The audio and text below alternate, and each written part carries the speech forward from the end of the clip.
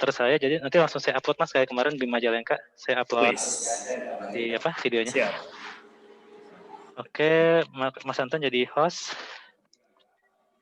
Ya, oke. Aman, oke. Gitu. Sertifikat lagi digarap sama Ridwan kan, Bang? Apa? Sertifikat lagi digarap sama Ridwan, sertifikat. Wih, mantap. Sertifikat. Iya, kalau dulu saya bikin sendiri apa? Alhamdulillah sekarang ada teman-teman ya. Enggak, tadi 60 aku copyin semua sih sama. Udah saya tanda tangan udah lancar, tinggal Ridwan aja. Ridwan tinggal masukin tanda tangan doang, ngedrag aja, ngedrag. Tinggal tanda tangan Ridwan. Siap.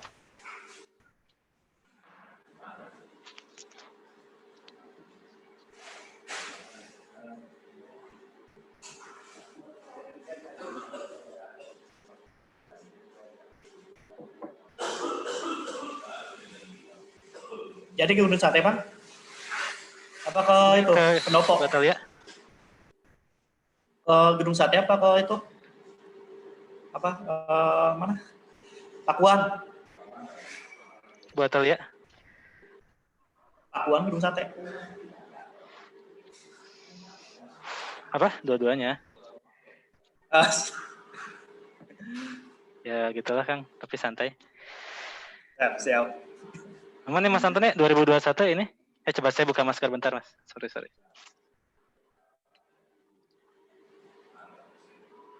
Ya, 2021 itu tampaknya teman-teman Mimin sudah cukup stabil. Udah saya kabarin sih Akbar sama Ridwan. Jadi udah bisa dilepas full. Jadi mereka tetap bertahan, Pak?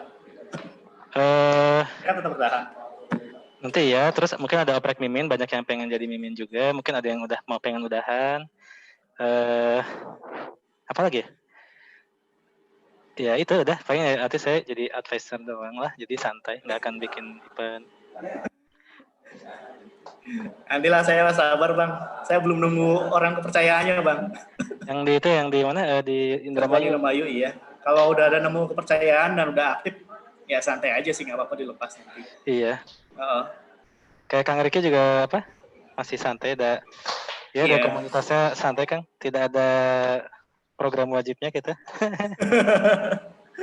Kemarin sekolah. Iya kan, kalau komunitas lain kan banyak programnya. Iya, komunitasnya banyak. Kalau kita mah suka-suka aja, santai. Ya Mas Anton, saya mau fokus di itu forum investor, jadi butuh waktu lebih. Kalau yang kemarin apa sih Bang, yang ditanya sama si itu, Rona? Fun? Nah itu mau rebranding kan, dulu kan private, yang private tuh nggak bisa di search di Google, sekarang kita mau open Januari. Itu timnya Bang Jeb, yang apa fintech ya? Yang fintech bukan sih? Fin itu komunitas investor, jadi bukan fintech ya? Iya kayak BIM tapi investor isinya. BIM tapi isinya investor gitu. Di Dago ya, Juanda ya kantornya? Kantornya nggak ada. Itu alamat ada perasaan di website. Apa virtual? Nggak ada kan, nggak ada kantornya. Kemarin kita itu underground, jadi biar nggak ke OJK. Tapi setelah kita putuskan, cukuplah bermain-main bawah tanahnya. Harus open lah. Kalau kelamaan di bawah tanah repot juga Bang. Iya, kalau ada masalah susah itunya naik legalnya. Iya, bener. Emang sekarang fintech lagi banyak sih Bang. Cuma legalitasnya yang berat.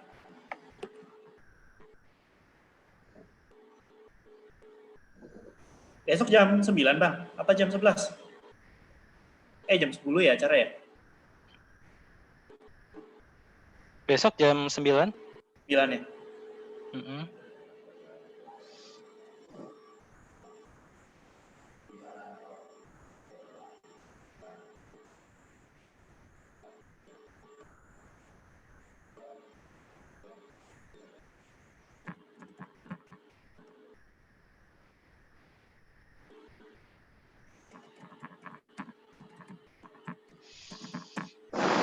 Alhamdulillah.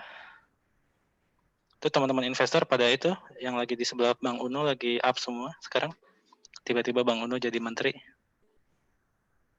Iya, keren banget ya. Kok bisa ya?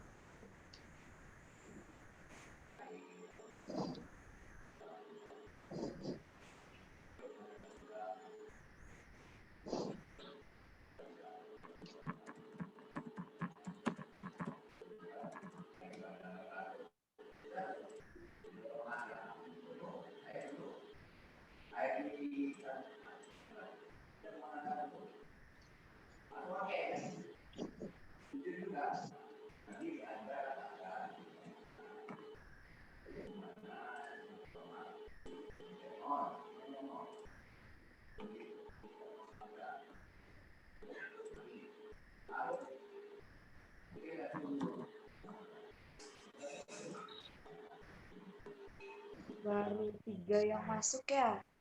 Ya. Hei Matika, Assalamualaikum warahmatullahi wabarakatuh. Waalaikumsalam Bang J. Gimana kabarnya? Masih hidup? Wes. Aduh. Baru 3 ya? Jadi Ya, 6 tik, 5. Oh. Oh itu iya. Mas Radix. Pagi Mas Radix. Pagi Kak Radik. Tenda. Pagi Teca Magenda. Randik.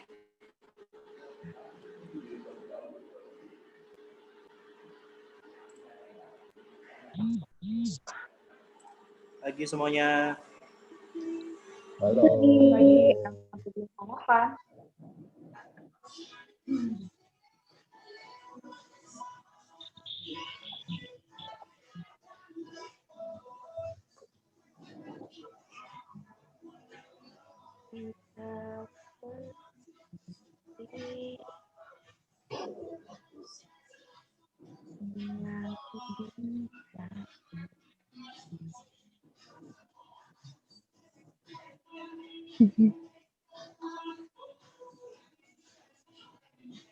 Pagi Kang Riki.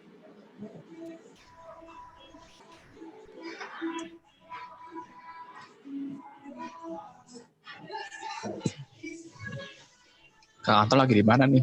Lagi di kantor. Rajin amat kan. Gimana kabar Kang Radik? Sehat? Alhamdulillah. Mantap. Kantor mah double jobs. Keren. rakyat, Dik. Rakyat. Lagi istirahat kayak di kantornya.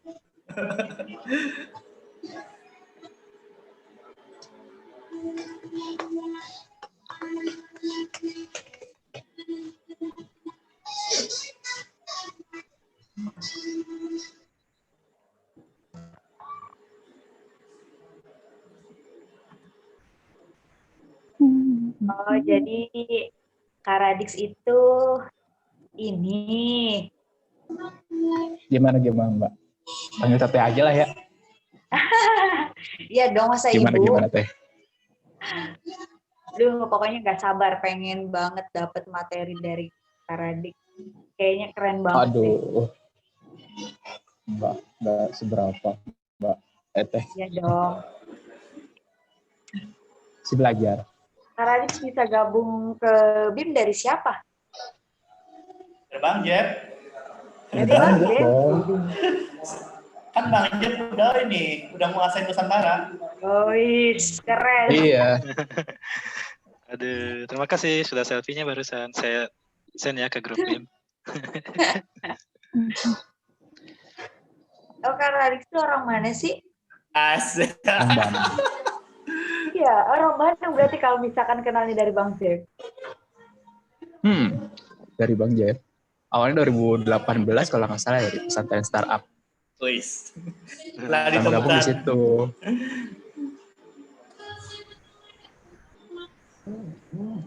Berarti ini rata-rata pemateri berarti dari Bang Jeff semua, ta? Apanya? Begitulah seru-seruan.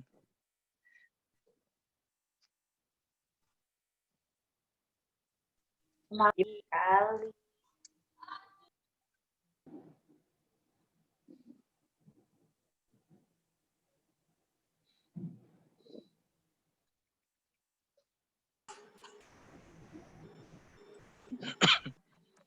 Semoga nggak susah sinyal nanti.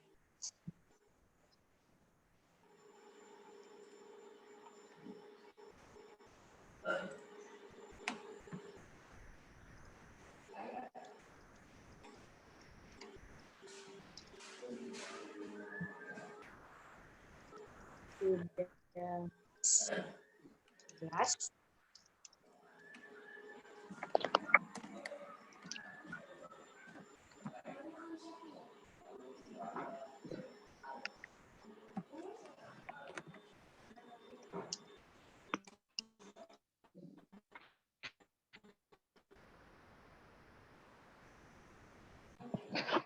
Bisa ternyata.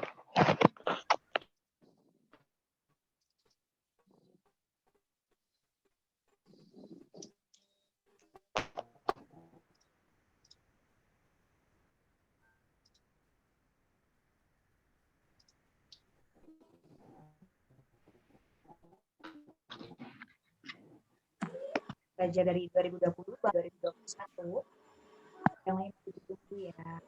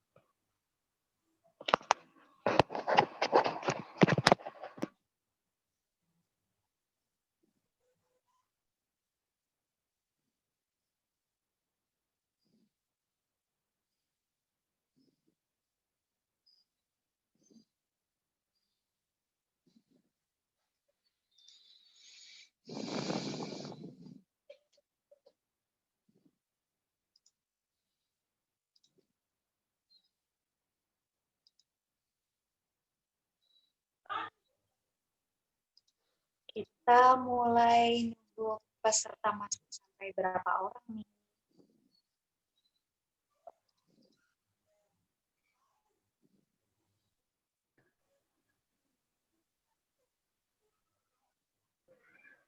Ya.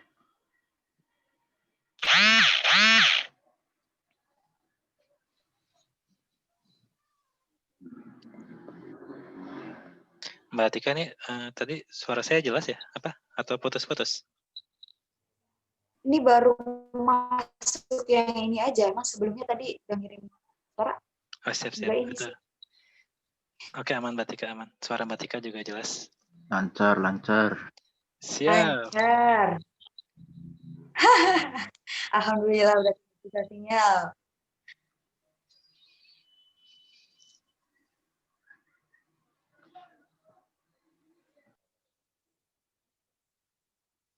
Pesertanya masuk 13 kalau di aplikasi.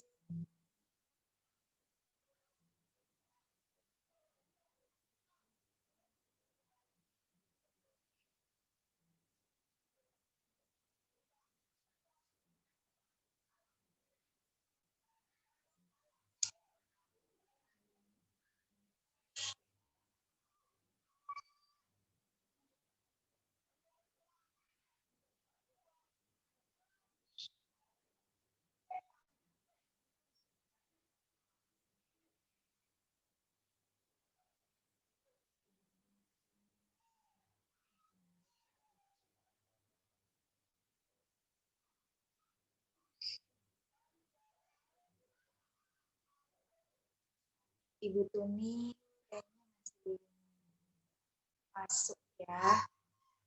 Ibu Endah juga belum.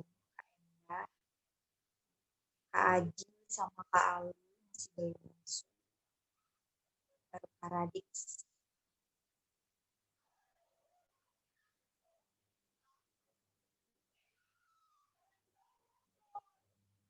Selamat pagi, Mbak Tuning.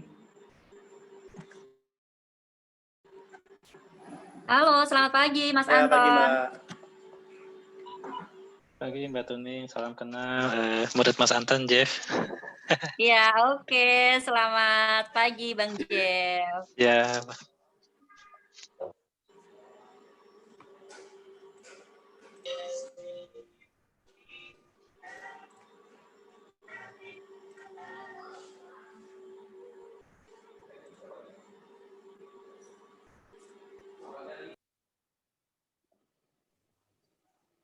Wih, Kanton jalan-jalan terus ya. Udah lagi.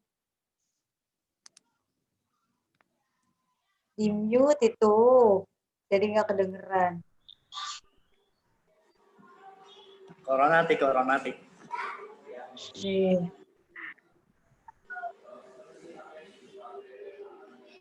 Gak sabar juga pengen dapet ilmu dari Ibu Tuning. Banget ya bisa panggil Ibu Tuning di sini. Salam kenal Ibu. Selamat kenal, Mbak.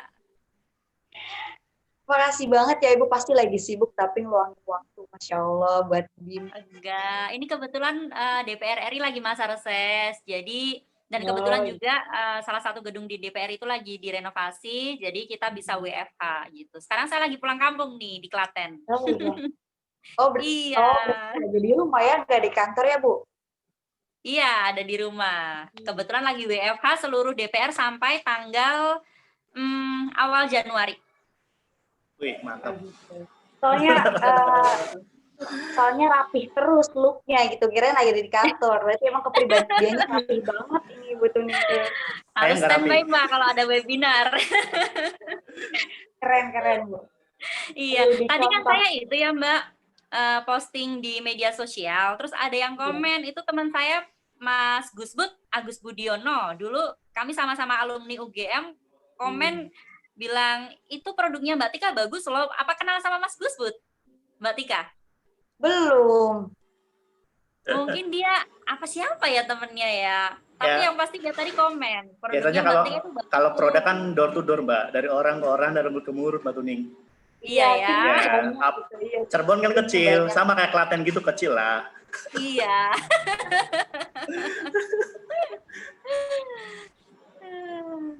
Timnya banyak itu.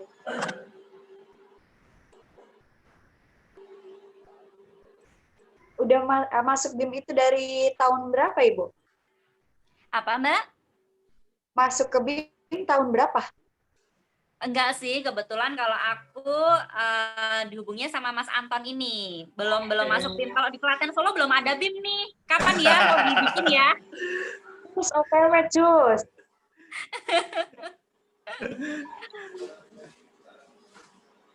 Colek Bang Jeff kapan? Iya Bang Jeff, yuk. Solo Klaten boleh lah. Sama 2021, let's go. Nah. Pengen langsung main ke rumah Ibu Tuningnya aja katanya. Boleh. Ketemu teman-teman di Klaten nanti. Oke. Dan makanan-makanan khasnya juga ya Bang Jeff? Iya, apa? Mie goreng Klaten, nasi goreng Klaten. Wah iya, sate. Udah itu, otak-otak makanan.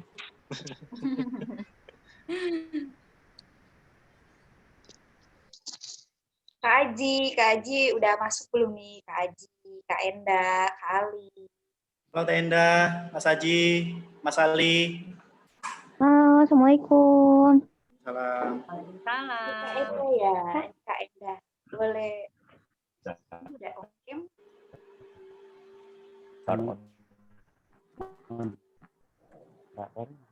Kak Enda. Ya, Oh ini. Yuk Kak Enda. Udah masuk dari tadi ya Kak ya? sudah. Masya Allah. Ini Kak Enda udah on cam belum? Stop. Oh udah ya. Halo. Halo, Masya Allah cantik banget. Salam kenal semuanya. Ya, salam Salam kenal. kenal. Kenal Kak Enda. Kak Enda ini owner dari Melinjo Chips ya. Iya, Melinjo betul. Kalau di pikiran Tika melinjo itu yang buahnya warna merah, kayak gitu bener ya sih? Betul, buah melinjo. Oh berarti sama, kirain di daerah lain melinjo itu beda. Melinjo chips. Ini biasanya di Majalengka banyak. Teh Enda dari mana? Aku dari Bandung, Mbak. Oh dari Bandung. Ya, tapi sekarang di Cirebon. Oh selain di Cirebon. Soalnya banyak tahu produk melinjo tuh biasanya dari Majalengka. Biasa Iya, kulitnya di betul. kayak keripik itu. Betul. Oh gitu. Kalau Mbaknya tuh udah banyak variannya ya di melinjo. Ada baru 4. Baru 4 Oh. aku baru bikin 4 ya. Rumahnya aja, Tik. Tik, rumahnya aja, Tik. Rumahnya. Wah, ini mah nanti yang main Kak Anton, bukan Tika. Itu dekat-dekat Bima Nah. itu, dekat Bima. Mbak Tika di ini Mbak Tika di Cirebon juga. Perjuangan. Wah, Iya, perjuangan. Lah, ya deket kok ke Bima. Wah, gampang lah kapan-kapan main sambil Boleh. icip-icip. Icip-icip melinjo chips-nya juga. Mau nunggu sampai berapa orang, Tik? Untuk Kak Ajinya masih ada? Masih ada. Udah masuk belum Kak Ada Aji? ya? Sama... Sorry tadi keputus. Ada. Ada Iya, ya? Kang. Ya, siap. Langsung dibuka aja, Tik, Tik, nggak apa-apa. Nanti mengalir aja. Oke, udah banyak juga. Assalamualaikum warahmatullahi wabarakatuh. Waalaikumsalam warahmatullahi wabarakatuh. Selamat siang semuanya untuk peserta webinar kita kali ini. Semoga kita selalu dalam sehat dan dalam lindungan Allah selalu. Amin. Saya juga pengen salam-salam, pengen sapa dulu. Untuk pemateri kita kali ini ada Ibu Tuni yang barusan tadi kita ngobrol. Halo Ibu. Halo Mbak Tika. Kak Enda udah masuk kan? Oke, halo. Nur aja Mbak. Nur aja. Kak Radis jangan sampai putus sinyal. Ada Kak Aji Ibrahim udah masuk. Kak Aji. Salam. Waalaikumsalam. Kak Ali udah masuk. Halo, udah masuk. Kita doaan soalnya. Oke, Mas Ali. Bangga. Iya. Ini pembicara kita kali ini sudah hadir di tengah kita. Untuk itu langsung saja ya, saya buka acara ini dengan mengucapkan basmalah bersama-sama. Bismillahirrahmanirrahim. Kelancaran acara webinar kita pada kali ini, marilah kita bersama-sama membaca doa di dalam hati menurut kepercayaan kita masing-masing. Berdoa dimulai.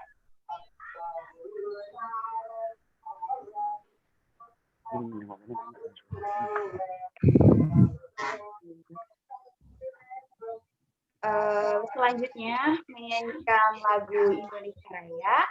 Itu dimohon kerjasama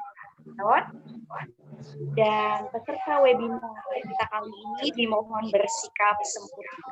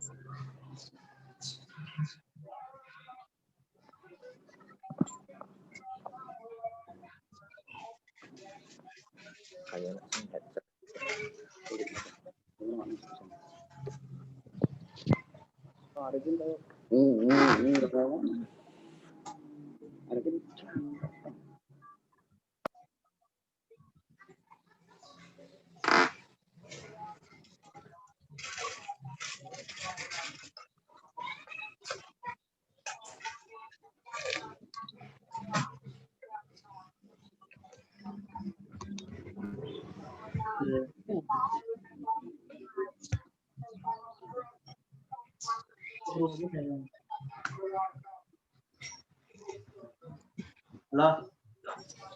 Hai.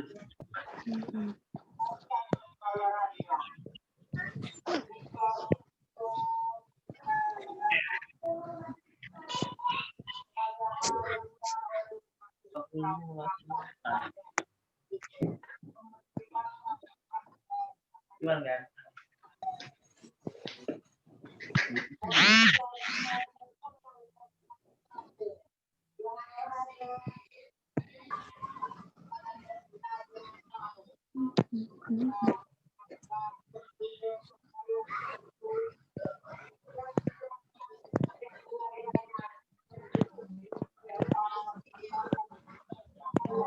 Selesai.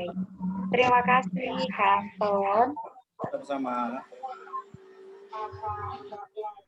Yang terhormat, Ibu Tuning Rahayu SLM Kom selaku staf sus anggota Dewan Perwakilan Rakyat Republik Indonesia sekaligus owner Omah Azza. Yang saya hormati Bang Jeff selaku CEO founder BIM Indonesia. Yang saya hormati Kak Ridwan Syaputra selaku Ketua BIM Indonesia. Yang saya hormati anggota HIPMI Cirebon sekaligus owner dari Melinjo Chips. Yang saya hormati Radik Primaria selaku brand aktivis Reloka Brand dan Marketing Agency Indonesia Brand Activist Network. Yang saya hormati Kak Aji Ibrahim selaku owner Batik Shailendra Cirebon. Yang saya hormati Kak Ali Alfase selaku owner acara Batik. Dan yang saya hormati juga peserta webinar belajar dari 2020 bangkit menuju 2021 28 Desember 2020. Selanjutnya ada prakata dari Kak Ridwan Syaputra selaku Ketua BIM Indonesia sekaligus membuka acara kita kali ini. Kepadanya dipersilahkan. Di tempatnya belum ada ya? Bang Jeff aja nggak apa-apa, Bang. Oke, atau yang mewakilinya, Bang Jeff. Assalamualaikum, izin mewakili Kang Ridwan. Terima kasih Bu Tuning, Mas Aji, Mbak Nur, dan Mas Radik, juga semua teman-teman. Ini seru banget ya, ini Kopdar BIM ketiga online. Nah, kalau dulu biasanya kita offline di kafe, terakhir tuh di Cafe 40 ya Mas Anton ya? Iya, betul. Ya, betul sekali, betul. Bang. Kangen banget sih sama Cirebon, terutama untuk kuliner, juga produk-produk fashionnya, batik terus mie, batik, dan wah banyak lah. Kalau disebut mungkin bisa satu mobil. Oke, makasih banyak. Mudah-mudahan hari ini kita bisa mendengarkan semua insight dari para pembicara yang sangat berharga, khususnya untuk daerah Cirebon, Rebana, ya Ciayam, Majakuning. Terima kasih banyak. Dari saya itu jangan lupa yang belum daftar BIM nanti bisa hubungi Mas Anton atau Mbak Tika atau di website bimindonesia.id. Terima kasih. Assalamualaikum warahmatullahi wabarakatuh. Waalaikumsalam warahmatullahi wabarakatuh. Terima kasih Bang Jeff. Oke, untuk selanjutnya, ini dia yang kita tunggu-tunggu, yaitu sebuah event di mana kita sudah tidak sabar ingin mendapatkan ilmu-ilmu baru dari pembicara kita kali ini ya. Untuk itu saya serahkan kepada moderator kita, yaitu Kak Anton selaku seller dari produk Sampurasun, kepadanya disilahkan. Baik. Terima kasih Mbak Tika atas waktu dan kesempatannya. Assalamualaikum warahmatullahi wabarakatuh. Perkenalkan teman-teman BIM Cirebon. Apabila misalkan ada yang belum kenal, sama kenal. Nama saya Anton Arifin, koordinator Ketua BIM Cirebon Raya dan Indramayu. Pada saat ini kita masih dalam tahap pandemi ya. Jadi kita mencoba dari sisi online, dari sisi BIM Cirebon, menyediakan namanya BIM Cirebon series kedua sebenarnya gitu kan. Jadi tema yang itu sebenarnya lebih ke arah tentang bagaimana kita belajar di tahun 2020 dan berjuang di tahun 2021 tahun depan. Mudah-mudahan kita semua diberkahi dan mempunyai kemampuan. Bagi yang punya rezeki dan punya usaha, mudah-mudahan tetap kuat dan tetap siap untuk menjalannya. Untuk itu, terima kasih buat beberapa pembicara yang sudah hadir, Mbak Tuni, Mas Ali, kemudian ada Mas Aji, Mbak Nurella, kemudian ada Kang Radi, atau waktu dan kesempatannya ya. Mangga Bu Tuning, atas waktu dan kesempatannya bisa dipersilakan. Baik, terima kasih Pak Anton. Sebelumnya, Assalamualaikum warahmatullahi wabarakatuh. Salam sejahtera, Om Swastiastu, Namo Buddhaya.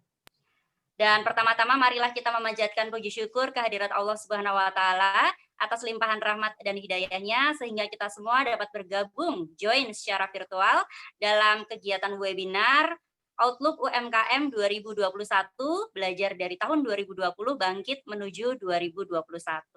Dan suatu kehormatan bagi saya di sini berada di tengah teman-teman sekalian. Dan salam hormat saya teruntuk Bang Jeff selaku pendiri BIM, Business Initiative Movement, dan seluruh peserta yang telah bergabung. Nanti kemungkinan ada sekitar 60 peserta ya Mas Anton ya, yang saya yakin memiliki semangat dan daya juang yang tinggi untuk memajukan bisnis. Dan berbicara mengenai bisnis UMKM, itu suatu hal yang sangat menarik dan challenging untuk kita kembangkan.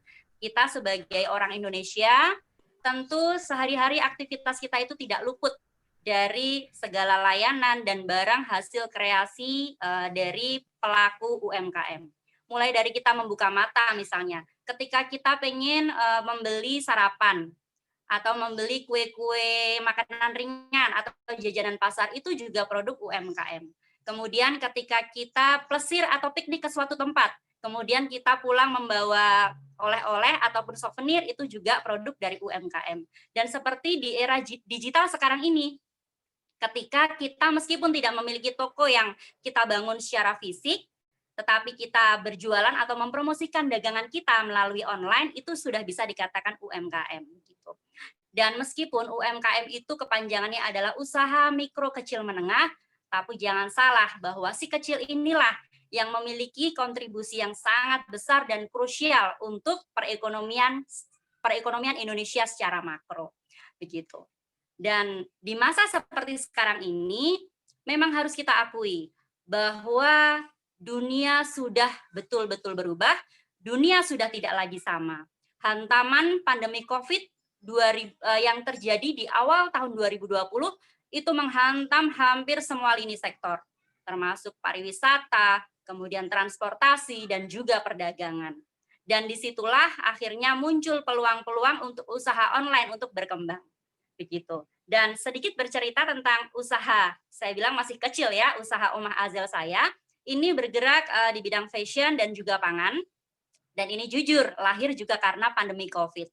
Jadi kebetulan saya itu bukan tipe yang, tipe orang yang enak-enak di rumah atau berdiam diri di rumah gitu tuh nggak betah gitu.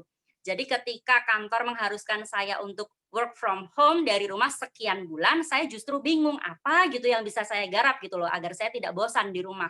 Akhirnya karena saya memiliki teman di mana punya konveksi daster, kemudian ada juga saudara yang memiliki usaha keripik, dan mereka itu benar-benar dampaknya luar biasa sepi. Saya berusaha awalnya tuh mempromosikan gitu sekaligus berjualan.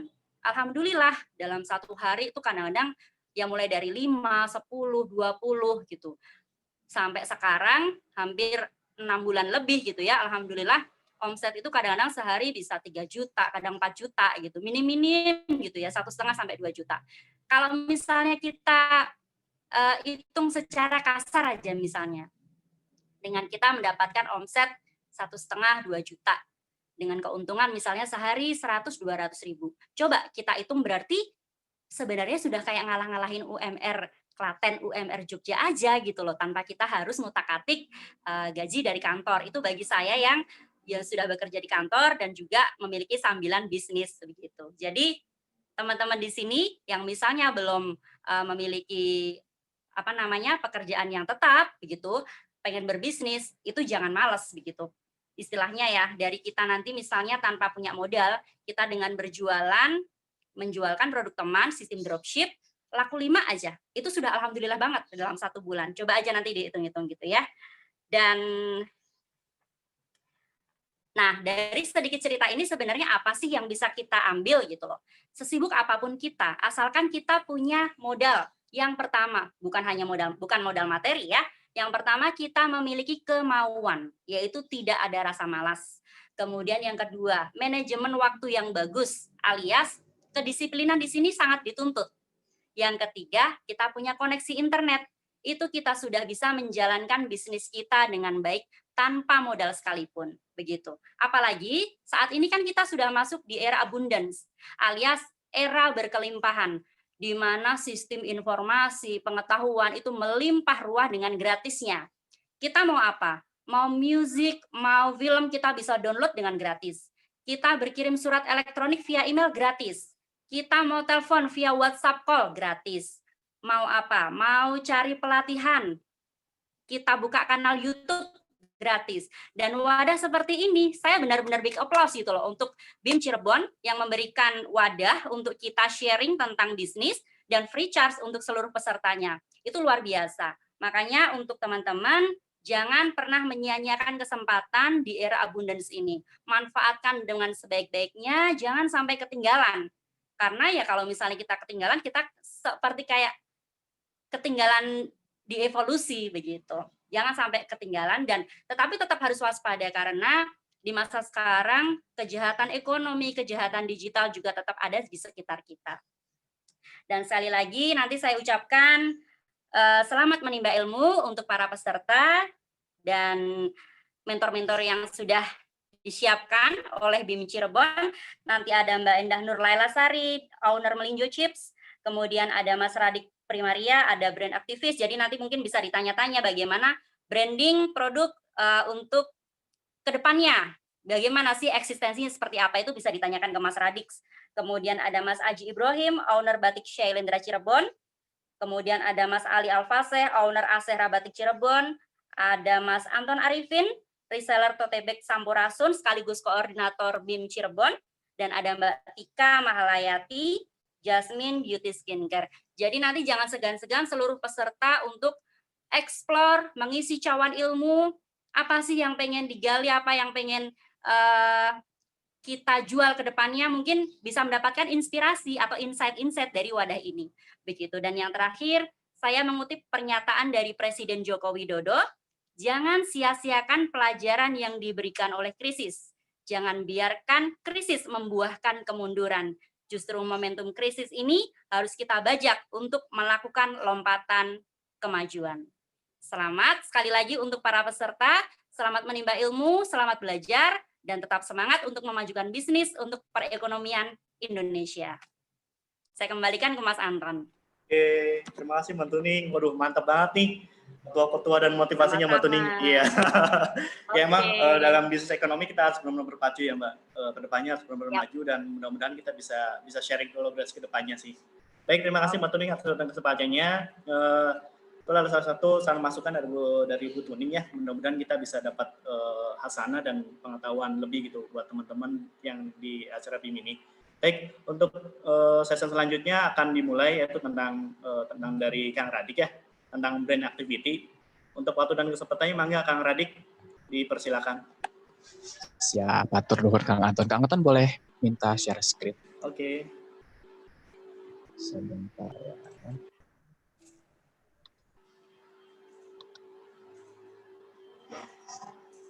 Nah, udah keluar. Udah ada ya? Oke, sip. Nah. Tar. Oke, jadi ini terima kasih loh kesempatannya Kang Anton untuk diundang di BIM Cirebon untuk sebagai brand aktivis.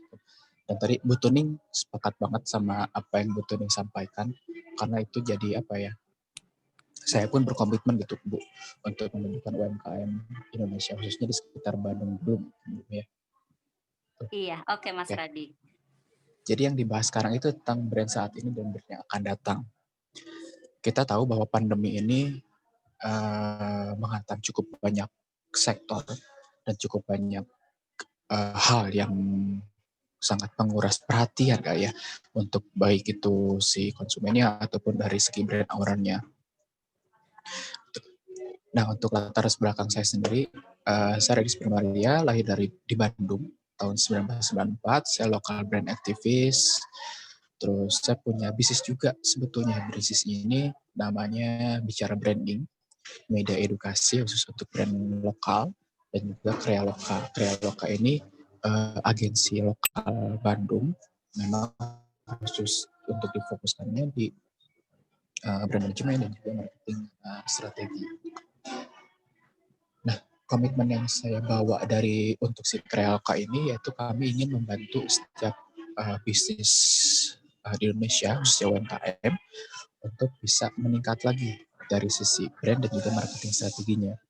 Dan kami juga membantu beberapa perusahaan juga untuk membangun sebagai strategic partner untuk memberikan solusi yang mereka butuhkan, yaitu menjembatani antara si perusahaan tersebut dengan UMKM yang ada di Indonesia.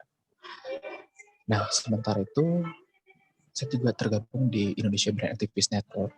Jadi ini organisasi penggerak brand lokal. Kami perhimpunan aktivis yang tersebar di 46 kota dan terdiri dari 50 lebih anggota di Indonesia. Jadi tersebar banget nih di Indonesia. Nah, kalau di Jawa Barat sendiri ada di kota Bandung. Di Bandung saya pegang sendiri, Tasikmalaya dan juga Depok. Ada Bogor juga gitu. Untuk anggotanya sendiri tersebar dari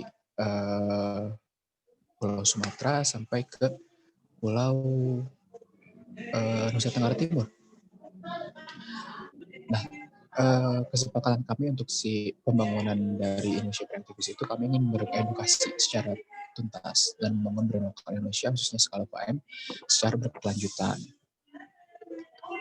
Gitu. Selanjutnya, kita dihantam banget nih sama namanya si COVID-19 ini dan ada kebiasaan dari kita yang berubah. Muncul kebiasaan baru. Ini adalah bekerja, kita ada kebiasaan work from home. Secara langsung kita buat diri sendiri menjadi sendiri, mandiri, ekspresif dan kemauan cepat dan teknologi. Sekarang mengefisienkan waktu dan juga hasil dengan tim player. Dan kita merubah juga gaya hidup kita menjadi gaya hidup yang lebih sehat. Dari olahraga rutin, makan makanan yang sehat, terus kita lebih memberikan waktu untuk keluarga, dan ada juga beberapa orang yang berkebun sampai daun-daun tumbuhan jada bolong itu sampai harga 3 jutaan kali ya, bahkan ada sampai 6 juta. Nah, selanjutnya kita juga berubah menjadi mager people, orang-orang yang malas buat keluar rumah ya karena ketakutan untuk berkumpul. Terus kita juga dimudahkan oleh akses apapun itu, kita bisa belanja apapun dari rumah, tapi kita juga bisa kebiasaan ini membuat kita lebih impulsif gitu. Kita bisa order apapun kayak Gojek, mau makanan tinggal pakai Gojek atau bisa pakai Gojek ataupun pakai GoFood. Pakai GoFood. Terus kalau mau belanja baju bisa pakai Shopee ataupun Tokopedia atau ya e-commerce apapun itu. Ini fakta yang saya dapat. Nah, selanjutnya itu kita maju ke digitalisasi. Kita tahu bahwa pasar online ini semakin orang-orang yang diam di rumah kita lebih mengarahkan atau lebih ingin untuk berbisnis, sehingga pasar online ini semakin. Suaranya jelas nggak ya?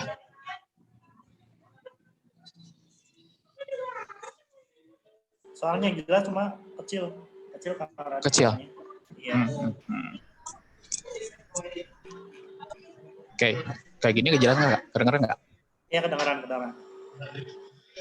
Kayak dari pasar online ini kita semakin meningkat. Menurut data yang saya dapat sih ada sekitar 88% orang-orang sudah mengakses e-commerce ataupun orang-orang sudah menggunakan e-commerce itu untuk melakukan kegiatan penjualan. Dan cashless ini akan semakin meningkat juga. Karena apa? Karena rata-rata sekarang e-commerce itu sudah terhubung dengan platform payment gateway.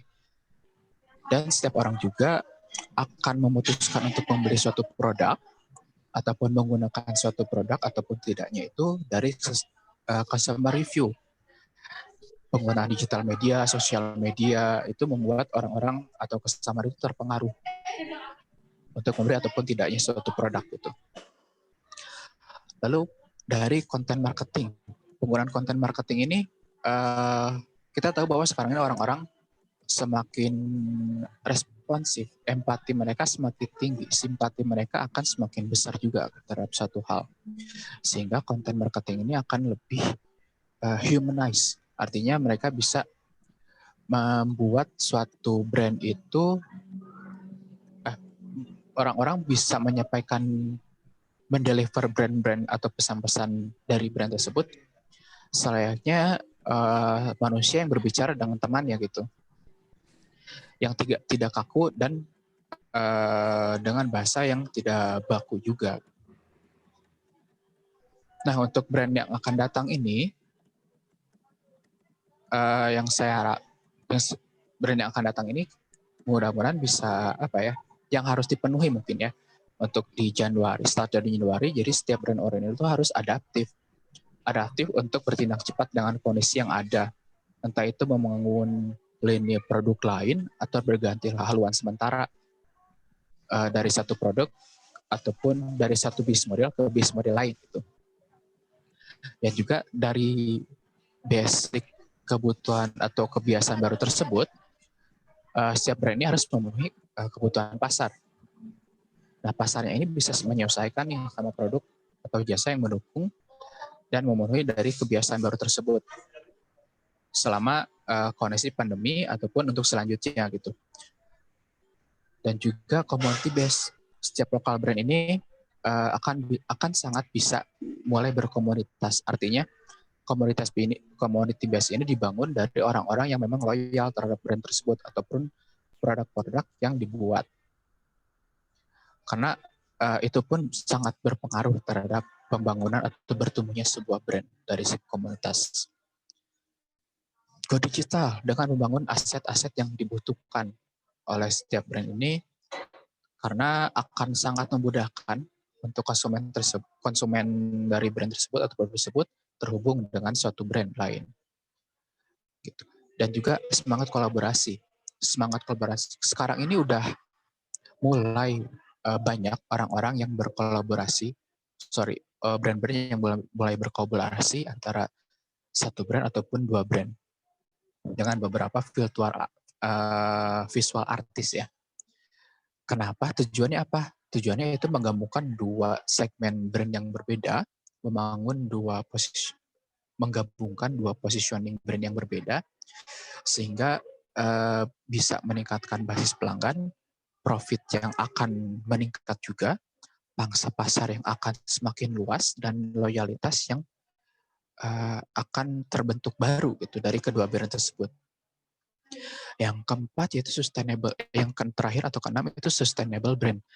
Brand-brand ini mempunyai responsif yang lebih besar terhadap lingkungan dan juga isu sosial. Melalui produk-produksinya ini mereka berkomitmen untuk membangun atau berkontribusi lebih terhadap kelestarian lingkungan hidup ataupun menjaga lingkungan hidup yang lebih baik, sehingga membantu atau menyerap tenaga kerja ataupun isu-isu masyarakat yang memang membutuhkan bantuan gitu. Nah, untuk ini contohnya beberapa community base ataupun beberapa kolaborasi contoh-contoh brand lokal ya. Nah, untuk community base ini kita tahulah Jurnalisa ya. Jurnalisa ini sebetulnya kan cuman pionirnya itu Teh Risa Sarasvati sebagai orang yang bisa melihat hantu mungkin. Dan dia membuat program namanya Jurnalisa di YouTube. Dan secara alamiahnya mereka itu, Jurnalisa itu membentuk suatu komunitas yang memang suka dengan hal-hal gaib itu loh. Nah, ke depannya, dan udah berlangsung juga, Jurnalisa ini meluncurkan sebuah brand coffee shop dengan nama sama Jurnalista, dan yang terbarunya ini mereka mengeluarkan satu kosmetik lip balm kali ya. Mereka ngeluarin lipstick gitu, namanya Lip Gloss. Namanya Lip Gloss. Dan memang untuk si personanya pun disesuaikan dengan persona yang ada di teman-teman Jurnalisa. Jadi orang-orang yang memang suka gotik, orang-orang yang memang segmen pasarnya itu anak muda, lebih 24 ke bawah kali ya. Dan juga community base itu ada Zero Waste. Zero Waste ini sebuah wadah komunitas yang berbasis online. Mereka ini tujuannya untuk menggerakkan masyarakat untuk menjalani hidup zero waste atau hidup nol sampah dengan memaksimalkan suatu produk ataupun suatu makanan sehingga sampah-sampah sehingga meminimalisir pengeluaran sampah yang ada gitu. Dan selanjutnya untuk collaboration brand ini ada Iwirzul sama seorang visual artist namanya Naufal Absar. Mereka mengeluarkan suatu jaket kolaborasi dikasih namanya itu Dogo. Dan juga yang terbaru ini selama pandemi berlangsung itu ada nama brand Neon. Mereka berkolaborasi dengan beberapa IP kolaborator. Salah satunya ini visual artist juga, Arkif. Mereka mengeluarkan masker. Neon ini memang tergerak saat pandemi ini, jangan mengeluarkan beberapa model-model masker dengan beberapa dengan hasil kolaborasi dengan beberapa brand. Yang terbaru itu dengan Arkif Irmansyah, terus sebelumnya ada dengan Waltz, terus ada beberapa juga dengan Embel dan lain-lainnya. Nah, yang terbaru banget nih ada Haus dengan Dagelan. Sebetulnya ini hasil kolaborasi yang menurut saya ciamik ya. Ciamiknya itu kenapa? Karena kita tahu kalau Dagelan ini sebuah akun sosmed yang membahas tentang hal-hal yang nyeleneh atau sedikit inspiratif ya. Atau inspiratifnya juga ada beberapa yang inspiratif gitu. Nah ini berkolaborasi dengan si Haus, minuman yang ada di mana-mana gitu. Minuman yang memang segmennya juga menawarkan segmen yang menengah. Nah kolaborasinya ini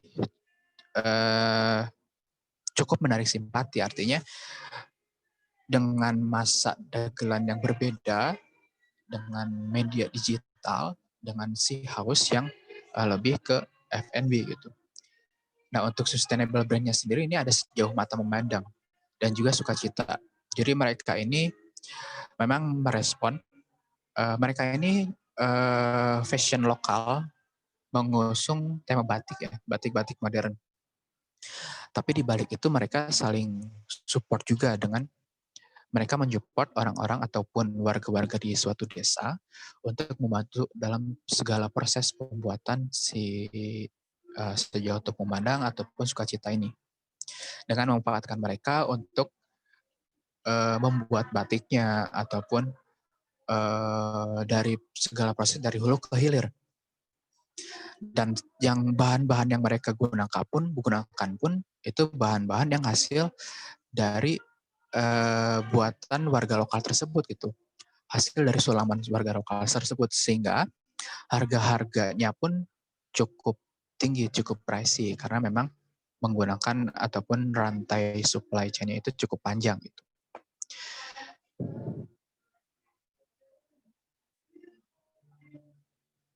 Dan warna-warnanya pun yang digunakan ini warna-warna alami, bukan warna-warna kimia yang kita tahu lah, yang kita pakai sendiri baju-bajunya atau pakaian batiknya. Dan warna-warnanya pun mereka pakai kayak dari serat tumbuhan ataupun hasil dari tumbuh-tumbuhan ataupun hasil dari tanaman liar gitulah ya. Saya nggak tahu spesifik untuk tanamannya. Oke, gitu paling Kang Anton secara singkatnya, kita nanti lanjut di obrolan aja kali ya, atau diskusi langsung gitu. Dan juga buat teman-teman yang mau konsultasi nih, saya kebuka juga untuk sesi konsultasi, bisa diakses aja untuk nomor telepon saya, ataupun mau kepo untuk bisnis saya ataupun komunitas saya bisa nih di IDE Krea Lokal atau Indonesia Brand Activist Network dan juga bimindonesia.id. Gitu Kang Anton kira-kira. Terima Terima kasih Kang Radik atas waktu dan kesempatannya. Oke. Iya, adminnya dikembaliin kan, biar saya bisa membuka. Tadi ada yang masuk lagi sih kan. Cukup antusias sekali ya kan tadi brand salah satu dari Jurnalisa sama Haus. Emang Jurnalisa saya perhatikan cukup menanjak hebat gitu kan. Karena Jurnalisa dari teorisanya emang yang berawal dari Ghostbuster ya. Sekarang dijadikan sebuah kopi gitu kan. Terus kemudian Haus juga saya sempat beli juga dagelan gitu kan. Dagelan itu sebenarnya emang kalau saya brand kopi sama buah pisang gitu kan. Jadi lebih tertarik Iya, gitu. Gitu. Kalau nggak salah harganya 22.000 dah kalau nggak salah. Itu cukup enak sih ya, cukup enak. Sebetulnya kan untuk harga si House sendiri nggak segitu ya, agak di bawah gitu mungkin karena memang ini spesial. Jadi untuk kolaborasi itu ada harga-harga tertentu yang spesial banget gitu karena ya special edition. Betul. Terima kasih Kang Radik atas waktu dan kesempatannya. Iya. Mas Ajinya keluar ya ini ya. Bentar. Mas Aji, adminnya udah dikembaliin ya Kang? Udah ya. Halo?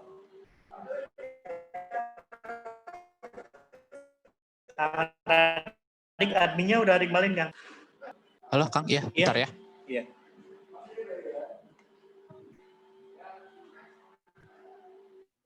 Dilanjut aja dulu Kang sambil proses ini.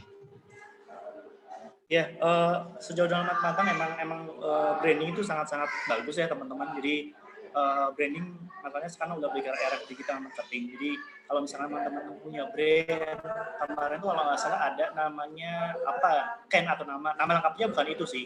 Tapi memang branding itu memperkenalkan nama gitu kan. Seperti kayak misalkan Ajinomoto, kemudian nama-nama brand-brand mobil, motor gitu kan. Kayak Tesla sebenarnya udah lebih ke arah canggih banget gitu. Jadi orang tuh tidak melihat dari sisi bendera. Ya meskipun kadang ada PT yang bergerak di dalam bendera tersebut gitu kan, tapi biasanya brand itu udah punya nama gitu kan. Ini masih nunggu Mas Aji nih, kayaknya tadi keluar sih. Ada nggak Kang Radik? Udah dikesain, adminnya dikesain lagi Kang Radik? Wait kalau Kang and progress.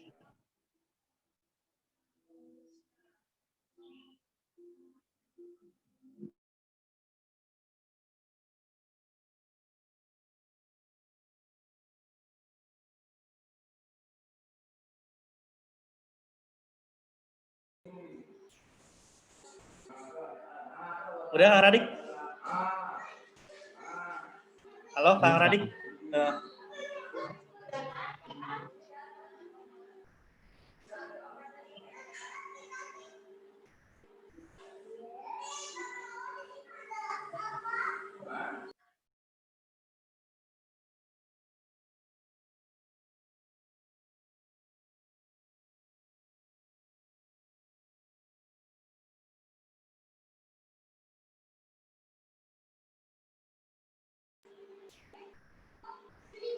Halo Kang Radik?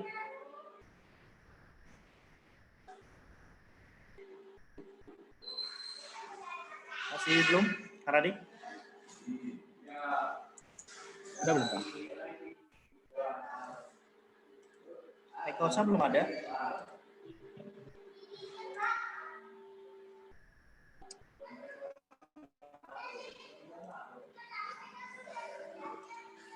Bisa? Udah belum Kang? Nah, udah. Ya, sip. Tuh. Oke, sip. Mangga Mas Aji. Mas Aji bisa terdengar ya?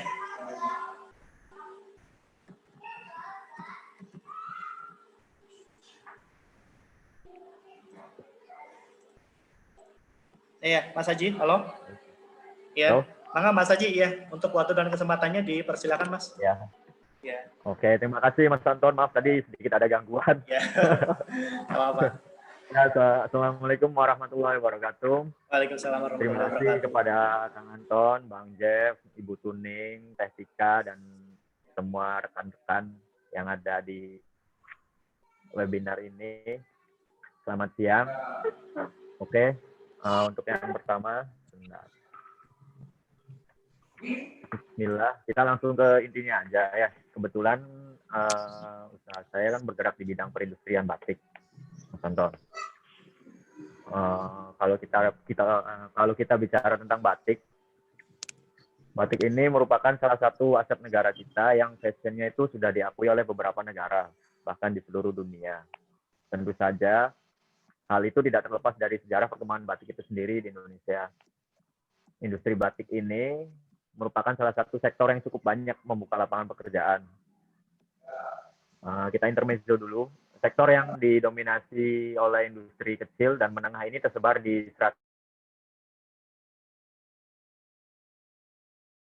sebanyak 47.000 unit usaha yang telah menyerap tenaga kerja hingga 200.000 orang. Data yang barusan saya ucapkan ini berasal dari Kementerian Perindustrian. Batik di Indonesia ini memiliki keunggulan yang istimewa dibandingkan dengan batik-batik produksi negara lain, seperti batik dari Malaysia, dari Jepang, dan lain-lain. Singapura juga untuk sekarang ini sepertinya sih ada perindustrian batik di sana, tapi kayaknya sih jenisnya printing, jadi tidak sama kayak batik di Indonesia ini. Serta memiliki keunggulan yang komparatif dan kompetitif di pasar internasional. Untuk itu kita perlu menjaga dan melestarikan nilai budaya batik dengan penguatan branding dan perlindungan kekayaan intelektual, seperti yang sudah dikukuhkan di UNESCO ya kalau nggak salah ya Mas Anton.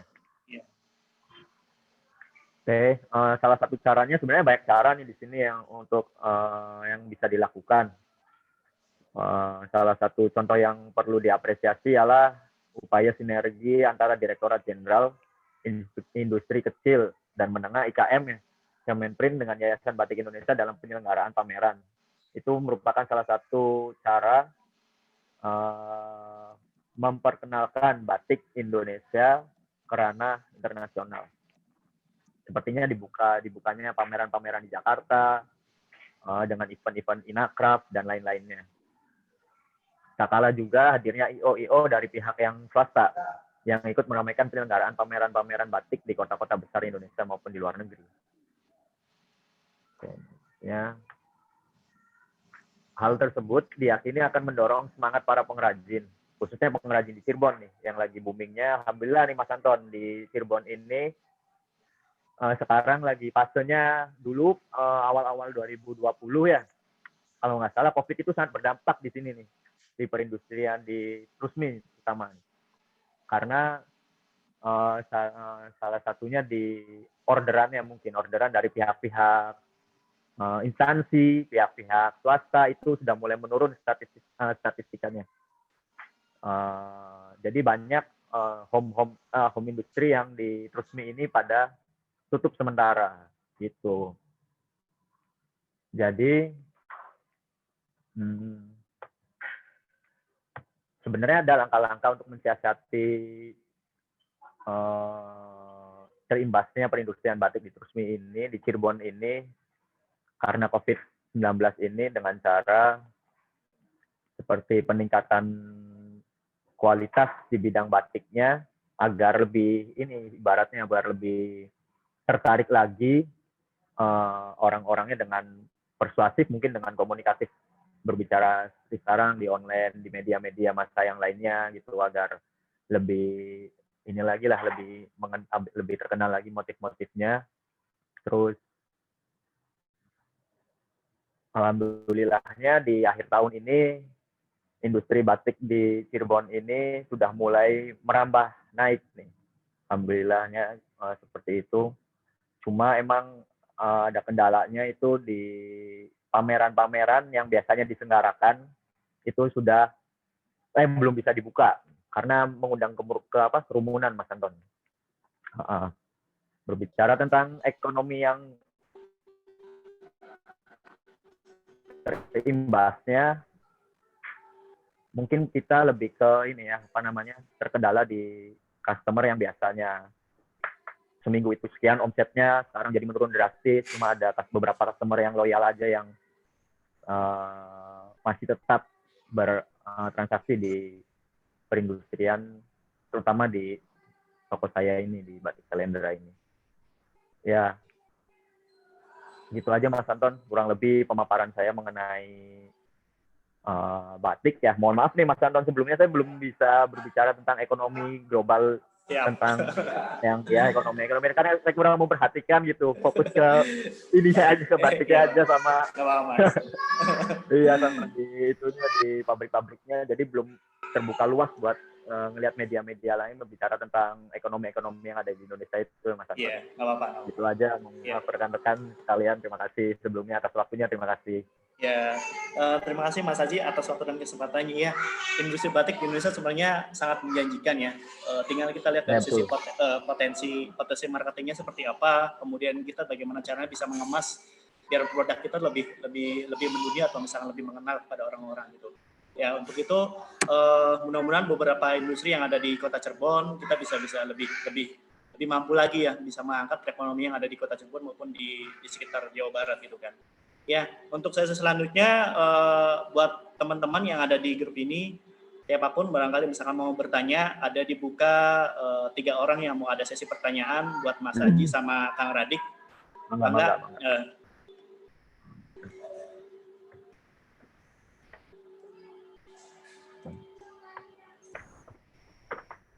Sambil nunggu ya, Akang Teteh ya.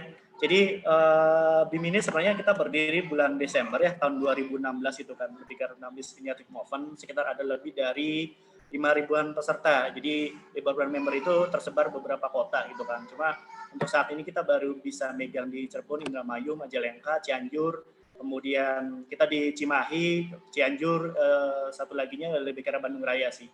Jadi kita fokus ke sana, bagaimana teman-teman itu bisa ngebangun bisnisnya atau misalkan belajar gitu kan. Baik misalkan yang baru nol maupun yang sudah berhasil gitu kan ke arah sana. Dari Bang Jeb nih, di Jawa Barat teh kayaknya banyak banget jenis batik yang Mas Haji.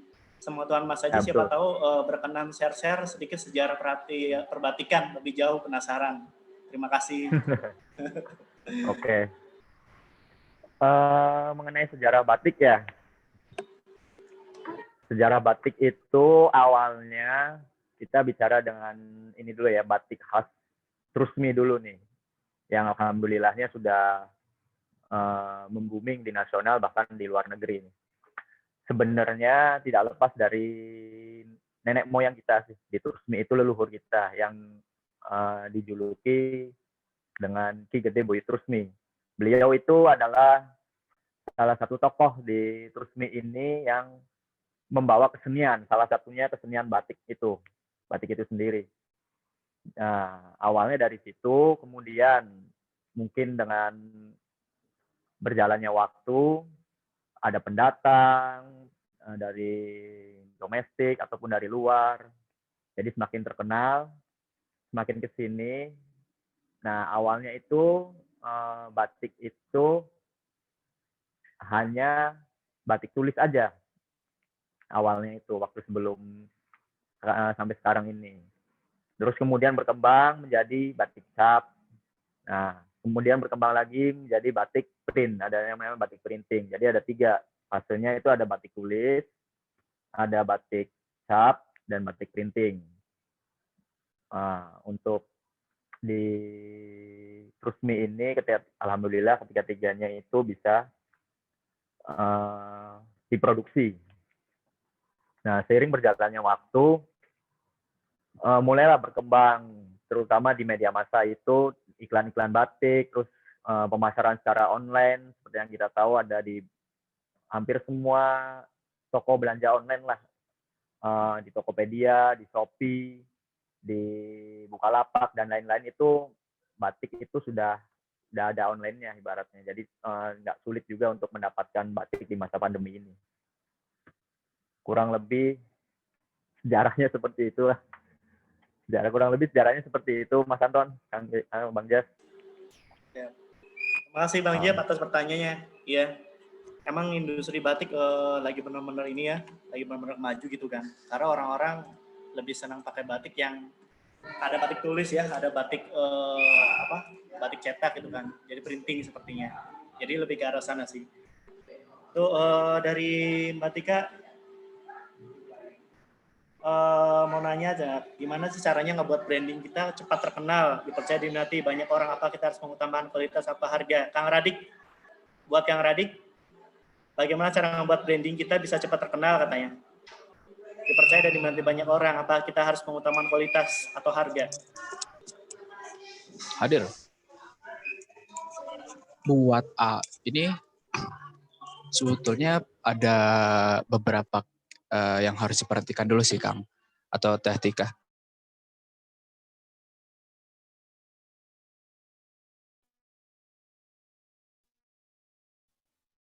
Beda-beda untuk solusinya, Kang ya. Mau brand A itu pasti beda dengan brand B untuk solusinya, walaupun masalahnya itu untuk meningkatkan hal tersebut gitu. Tentang GPS ya? Untuk cepat. Iya, gimana? ketika tentang menaikkan brandnya ya. Iya. Jadi untuk dipercaya sebetulnya ada beberapa yang di customer kita. Awal-awal mungkin bikin customer profile dulu kayak ya, ataupun customer persona dulu. Nah, customer persona ini apa? Jadi kita membuat brand kita itu seperti manusia mungkin. Artinya kita harus tahu nih segmen brand kita itu di usia berapa, terus mereka kerjanya seperti apa, terus pendapatan mereka berapa, gendernya apa, aktivitas mereka apa, dan pain point dari si customer-nya itu apa gitu. Itu harus kita temuin dulu. Caranya gimana? Kita harus melakukan research, kita harus melakukan survei tanya langsung ke customer, intimate atau one-on-one discussion langsung dengan si customer itu gitu. Mau nggak mau harus melakukan hal seperti itu. Setelah itu kita bisa menentukan value apa yang memang cocok untuk diberikan apa ya, value apa yang bisa kita kasih, brand kita kasih buat si customer mereka. Karena kita sekarang fokusnya lebih ke customer centric. Kita harus berfokus kepada seluruh pelayanannya itu kepada customer, bukan tentang saya mah ngasih brandnya maunya gini, produk saya kayak gini, nggak boleh kayak gitu. Jadi ketika customer apa yang mereka butuh, kita harus bisa ngasih yang terbaik buat mereka gitu. Gitu. Nah, value tersebut yang bisa bisa menaikkan atau bisa membuat orang-orang itu tertarik dengan brand kita. Dan terutama manfaatnya itu apa sih?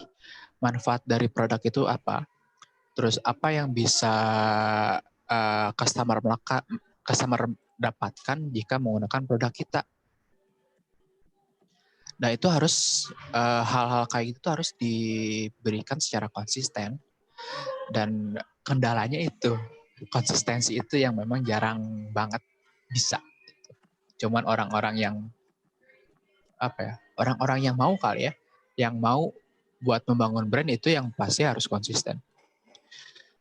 Gitu. Untuk kualitas atau harga, kualitas tentu harus kasih yang terbaik juga, tapi ada barang, ada harga, ada kualitas.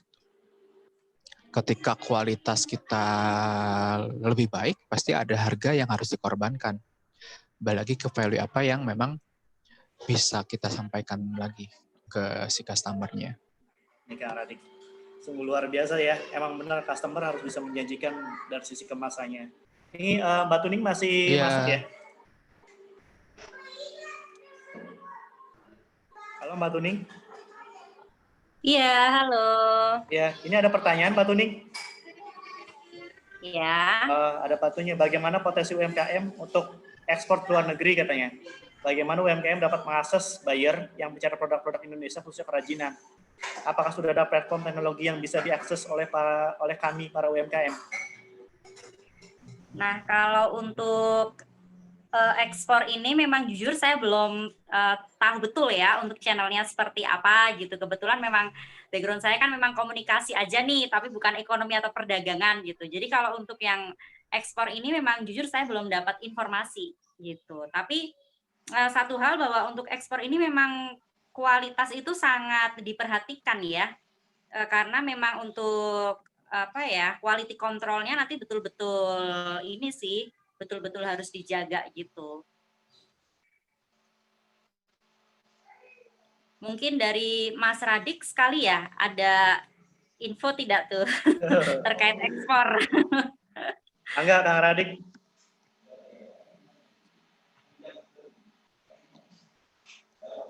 Halo, Kang Radik.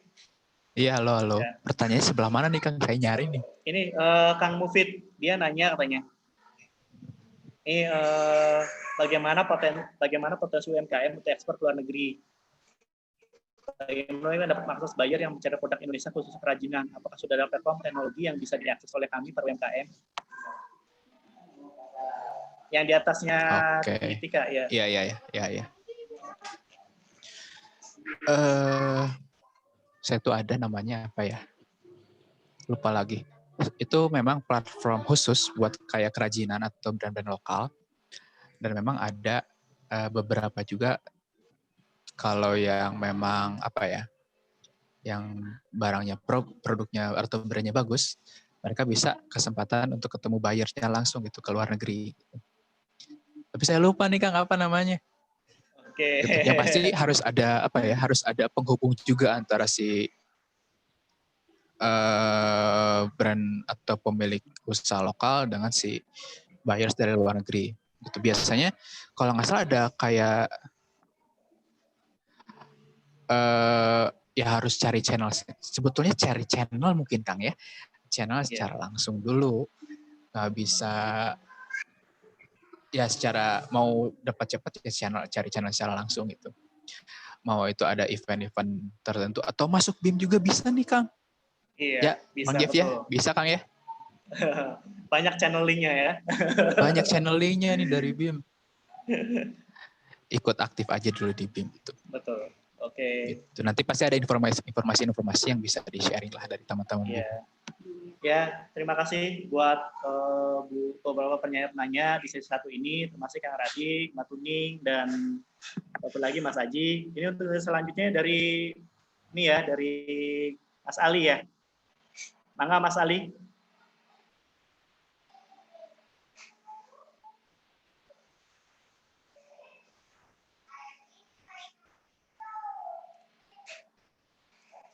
Mas Ali.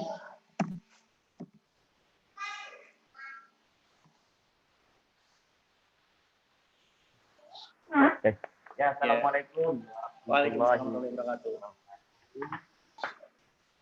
Terima kasih Ibu Tony dan Bang Jeff dan kawan-kawan semuanya yang sudah berpartisipasi. Terima kasih juga memberi kesempatan saya untuk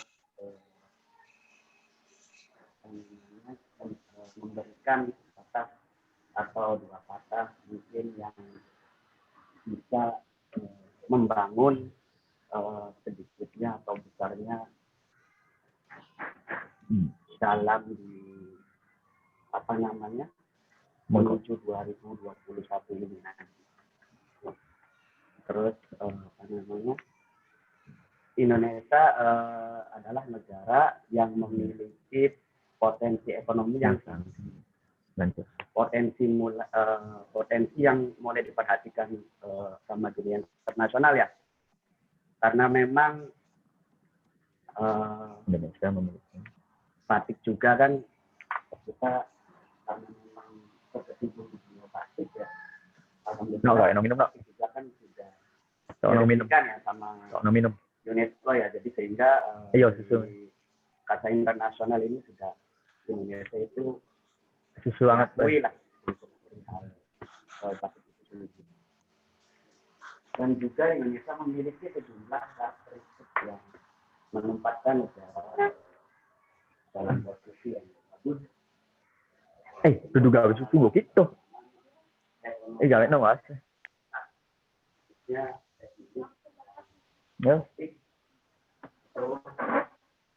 Coklat.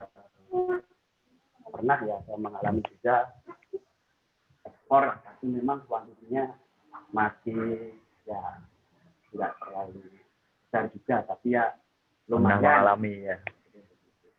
Kayak pengalaman itu, saya sendiri pernah ekspor ke, lebih seringnya ke Malaysia, terus Singapura, terus saya pernah juga ke Paris, pernah juga ke Inggris, kurang lebihnya itu.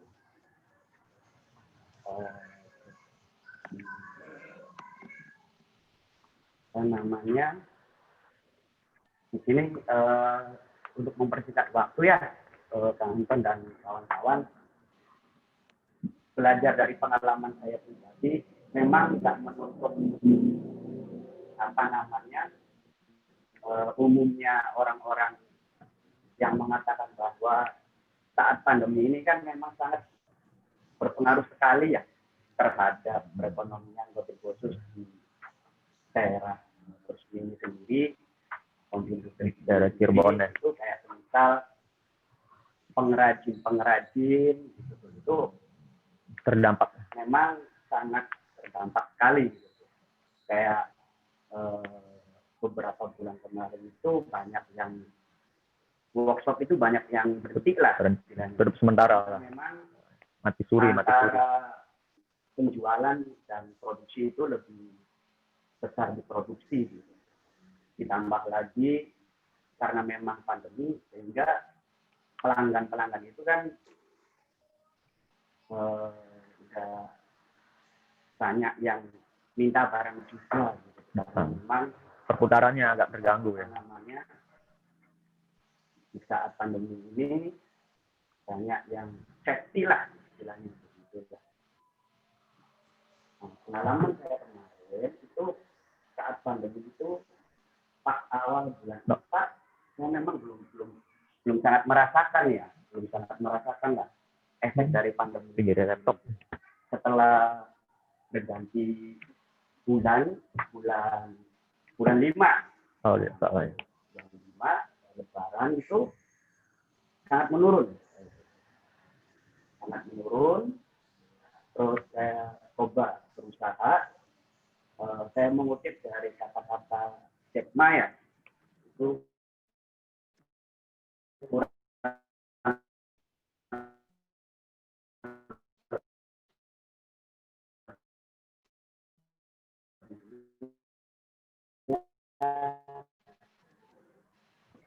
pelayanan ataupun inovasi baik inovasi secara sistem manajemen kita di sini, sama sistem inovasi di marketing juga, inovasi di produk yang kita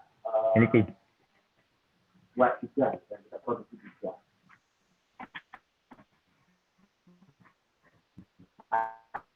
Akhirnya saya coba partner saya, kita coba menganalisa sumber penyakitnya apa. Akhirnya kita menyusun konsep, kurang lebihnya begitu. Setelah kita menyusun konsep, apa yang harus kita perbaiki dan kita harus melangkah seperti apa, alhamdulillah bulan 7, bulan 8, bulan 9, dan sampai saat ini konsep menaik lagi. Yang dimana bulan 5 dan bulan 6 saya sempat menurun itu sampai 75%. Lumayan. Akhirnya di situ saya sendiri kan punya workshop ya di sini di Resmi itu ada workshop. Akhirnya orang kerja itu pada bertanya kan sama saya ketika saat saya lebih down gitu, kenapa lagi menurun. Akhirnya sempat pada waktu itu saya mikir kayaknya harus berhenti nih untuk produksi, maksudnya untuk produksi yang saya bina sendiri di workshop gitu, di belakang rumah gitu kan. Akhirnya berjalannya waktu, saya yakinkan sama partner saya untuk coba membuat terobosan produk baru, dibantu sama ya partner saya. Alhamdulillah bulan 7, 8, 9 dan sampai saat ini naik lagi gitu tuh. naik Alhamdulillah. lagi, ya bisa dikatakan stabil lagi lah. Jadi apa ya? Kalau resep saya pribadi memang saya selalu belajar dari pengalaman saya mulai bisnis itu kan 2016 mulai buka toko di sini. Memang basic saya turun temurun dari orang tua itu ya. Orang tua kan mulai dari 94 itu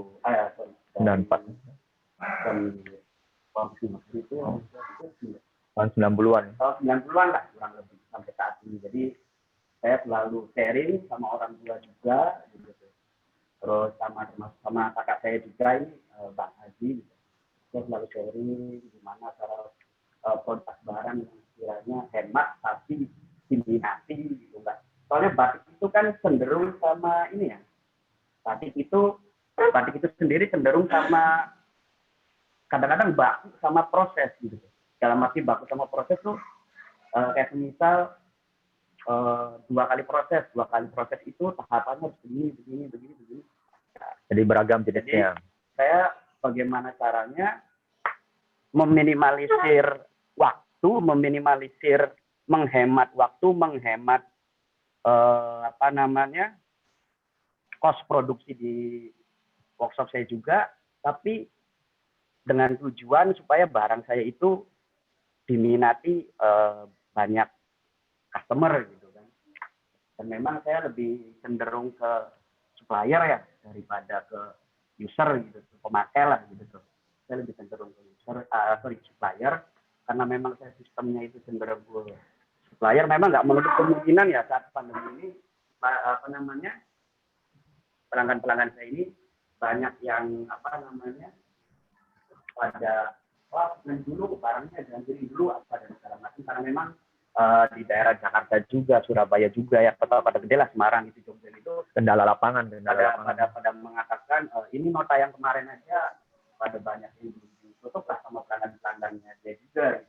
Akhirnya itu mulai berkurang. Jadi kurang lebihnya jadi pengalaman saya itu, jadi yang pertama kita jangan pernah pesimis lah dalam bidang musik.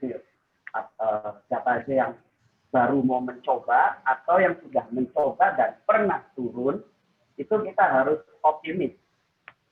Pengalaman saya itu yang pertama itu saya pribadi yang saya rasakan itu jangan pernah jangan pernah bosan sama berdoa.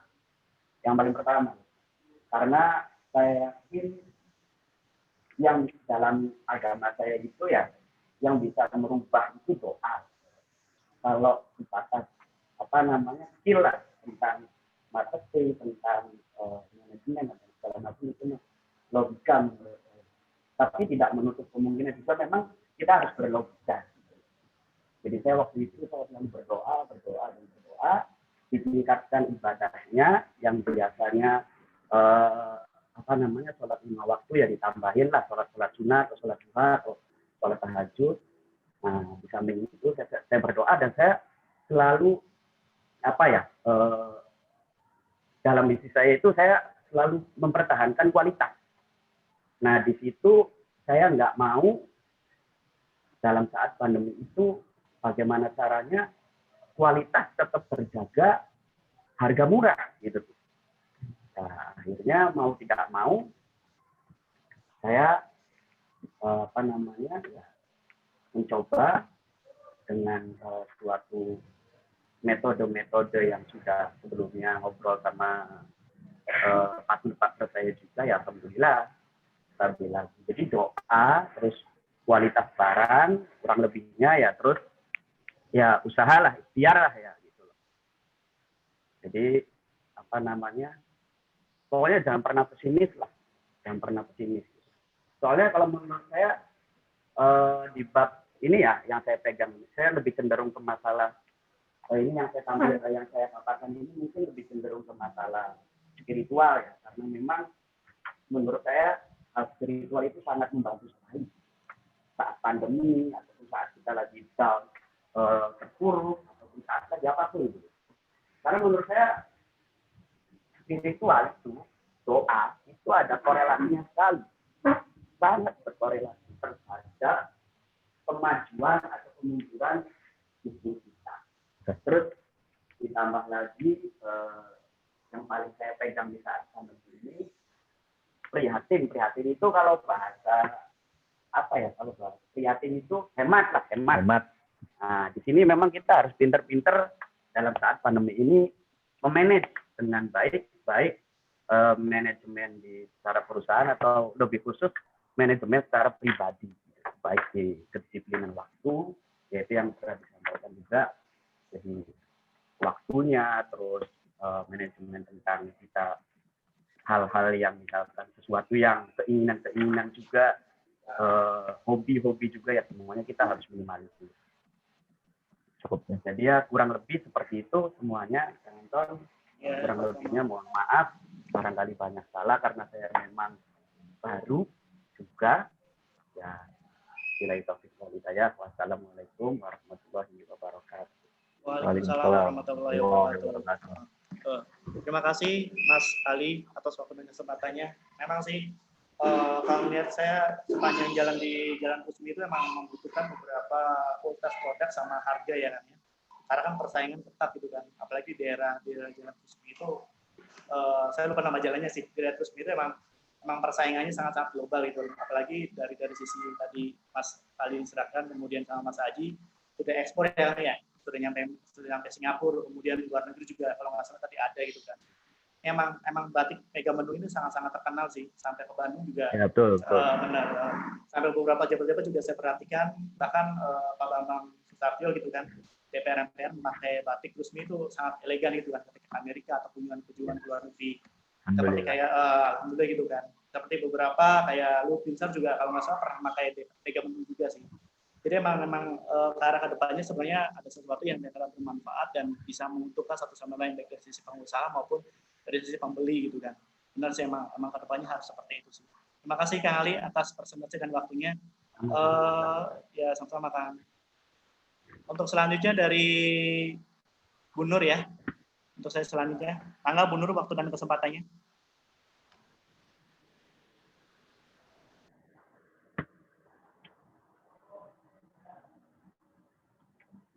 Timnya turun.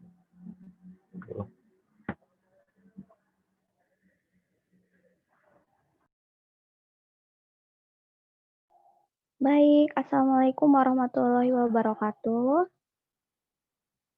Halo? Dengaran Teh. Kedengeran nggak? Ya, kedengeran. Ya, salam kenal semuanya. Salam kenal Ibu Tuning, Pak Anton, halo semuanya. Pak Nur, terus salam Mbak Tika, terus buat semuanya ya. Nah, perkenalkan nama saya Endah Nurlaila Sari, tapi senangnya dipanggil Nur aja. Saya dari pertama dulu saya lahir di Bandung, tapi sekarang menetap di Cirebon. Untuk 2 tahun terakhir ini saya dipastikan melakukan usaha atau bisnis sama suami, baru diizinkan 2 tahun ini. Dan bisnis pertama saya itu melinjo chips. Kenapa? Karena di sekitaran saya banyak pengrajin emping. Kalau di Cirebon itu kan makanan khas itu emping melinjo. Tapi dari pengrajin itu hanya diproses sampai menjadi dari buah melinjo sampai menjadi emping saja.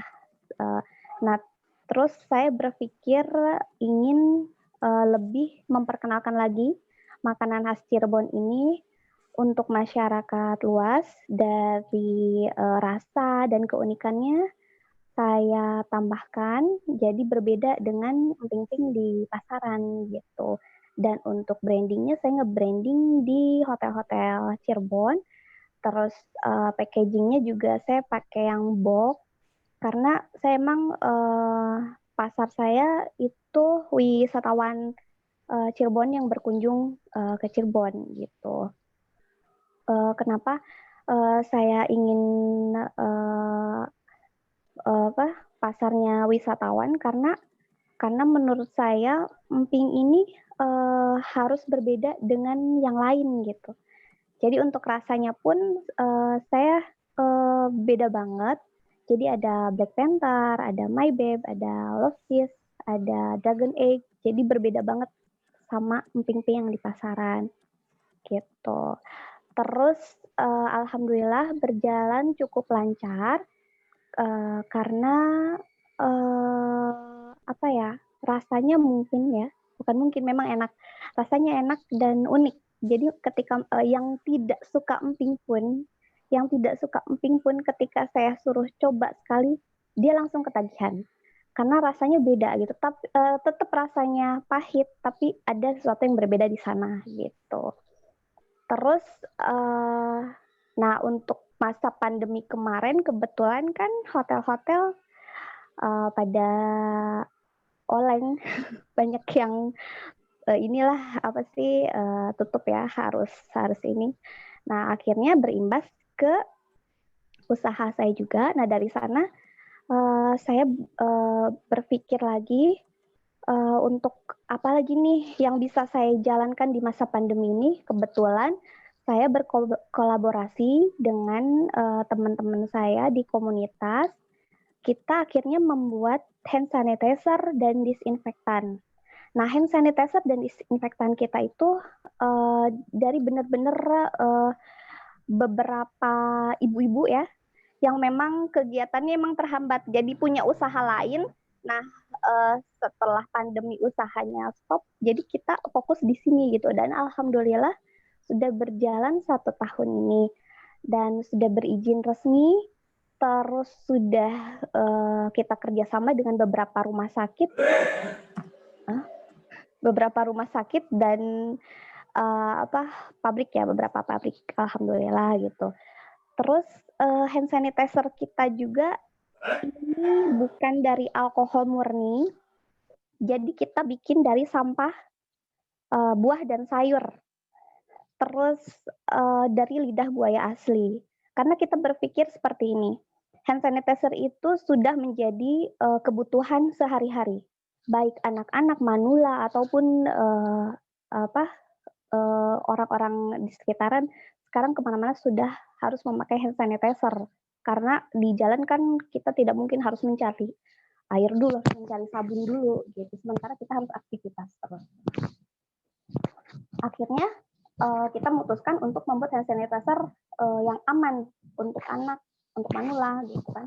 Jadi kepernapasan aman, untuk dipakai di tangan juga lembut, tidak seperti yang lain gitu, karena kita memang dari lidah buaya asli gitu. Dan untuk hand sanitizer kita ini alhamdulillah kita dibimbing langsung oleh beberapa tokoh nasional seperti Pak Sandiaga Uno gitu. Terus buat teman-teman yang mau mulai jualan tapi bingung mau jualan apa atau produknya mau apa ya gitu, daripada bikin-bikin lebih baik kita saling kolaborasi. Ayo kita sama-sama maju gitu, karena kan ini zamannya sudah zaman kolaborasi gitu. Jadi boleh, mari silahkan yang mau jadi reseller ataupun dropship, silahkan bisa langsung ketemu saya, bisa langsung menghubungi saya, atau kita sharing-sharing bareng mengenai produknya. Karena sekarang juga saya lagi prepare untuk mengadakan pelatihan-pelatihan dari produk perawatan tubuh, kosmetik dari bahan-bahan alami yang ada di sekitar kita untuk anak-anak SMA, SMK, anak-anak kuliahan. Jadi agar mereka produktif. Jadi selain pengetahuan umum, mereka juga ada pengetahuan lain yang bisa mereka kembangkan, yang mungkin bisa jadi bisnis untuk mereka ke depannya. Gitu. Udah, gitu aja kayaknya. Terima kasih, Pak Anton. Yo, sama-sama. Terima kasih Bu Nur atas waktu dan kesempatannya. Iya, emang kita zamannya zaman kolaborasi ya, teman-teman. Jadi kolaborasi sama sinergi itu sebenarnya ke arah kedepannya itu penting sih.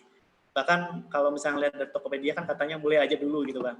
Kita sebenarnya banyak, kalau misalkan kita berpikiran pengen punya usaha, kita pasti berpikiran market. Kemudian yang kedua kasih modal lah gitu kan. Market pasar dan modal itu penting sih ke arah sana gitu kan. Sebenarnya kalau misalnya sudah punya market, kita bisa tahu gitu kan modal apa yang harus kita buatkan ke arah sana gitu. Jadi sebaik mungkin kita harus sering-sering diskusi lah seperti inilah gitu kan, biar ada pencerahan, ada masukan dari teman-teman gitu kan. Jadi bahkan saya selama ini di BIM itu sekitar 4 tahun itu sering diskusi dengan beberapa teman-teman maupun di APRI gitu kan, terkait tentang usaha apa yang kira-kira menjanjikan dan kedepannya seperti apa sih gitu kan. Jadi teman-teman jangan putus asa, jangan sama sekali kita tidak ada kemauan. Nah, soalnya kan kita berwirausaha juga punya sampingan yang sangat bagus gitu kan. Jadi sedemikian harus maksimal ke arah sana. Ya, terima kasih atas waktu penyampaiannya. Silakan teman-teman, ada 3 sesi penanya buat Bu Nur sama satu lagi Mas Ali. Ada yang mau ditanyakan sebelumnya? Sambil nunggu dari pertanyaan teman-teman ya. Iya. Jadi konsep kedepannya sebenarnya lebih ke arah tentang bagaimana kita bisa kolaborasi. Kita sih berhasil teman-teman BIM Cirebon ini bisa lebih ke arah aktif ya. Soalnya di grup selama ini kan sangat pasif gitu kan. Jadi ada beberapa teman-teman baru, kemudian kelihatannya sih bakal ada anggota-anggota baru dari member BIM yang peserta ini sekitar ada 60-an yang saya list sih kalau nggak salah gitu kan. Jadi ada beberapa nanti bisa ada kemajuan, nanti bisa ngundang Bang Jeb, bisa ngundang Kang Radik, barangkali misalkan Mbak Tuning bisa main ke Cirebon, mangga gitu kan. Jadi kita bisa sama-sama saling bersinergi lah, masukan-masukannya seperti apa gitu kan. Barangkali teman-teman punya kemampuan gitu kan, bisa kita ke arah sana gitu kan. Soalnya kita sekarang ke arah sana juga benar-benar kita butuh effort gitu kan, butuh usaha yang kira-kira semaksimal mungkin, apalagi kita sudah siap untuk istiqomah, sudah punya kemauan. Kadang saya sendiri juga masih bingung gitu kan, ke arah mana sih usaha yang kira-kira bisa kuat gitu kan, terutama dari sisi branding, terutama dari sisi kemauan gitu kan, ke arah sana seperti itu sih. Maka teman-teman sambil jalan aja, barangkali ada yang mau ditanyakan sebelumnya.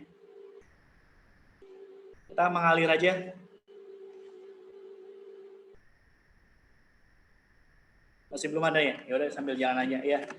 Jadi ke arah sana sebenarnya di satu posisi di industri dunia bisnis kuliner dan beberapa teman-teman kayak fashion juga menjanjikannya gitu kan. Apalagi industri kreatif yang di bawah naungan Pak Sandiaga Uno di Kementerian Pariwisata itu ada sekitar 16 bidang gitu kan.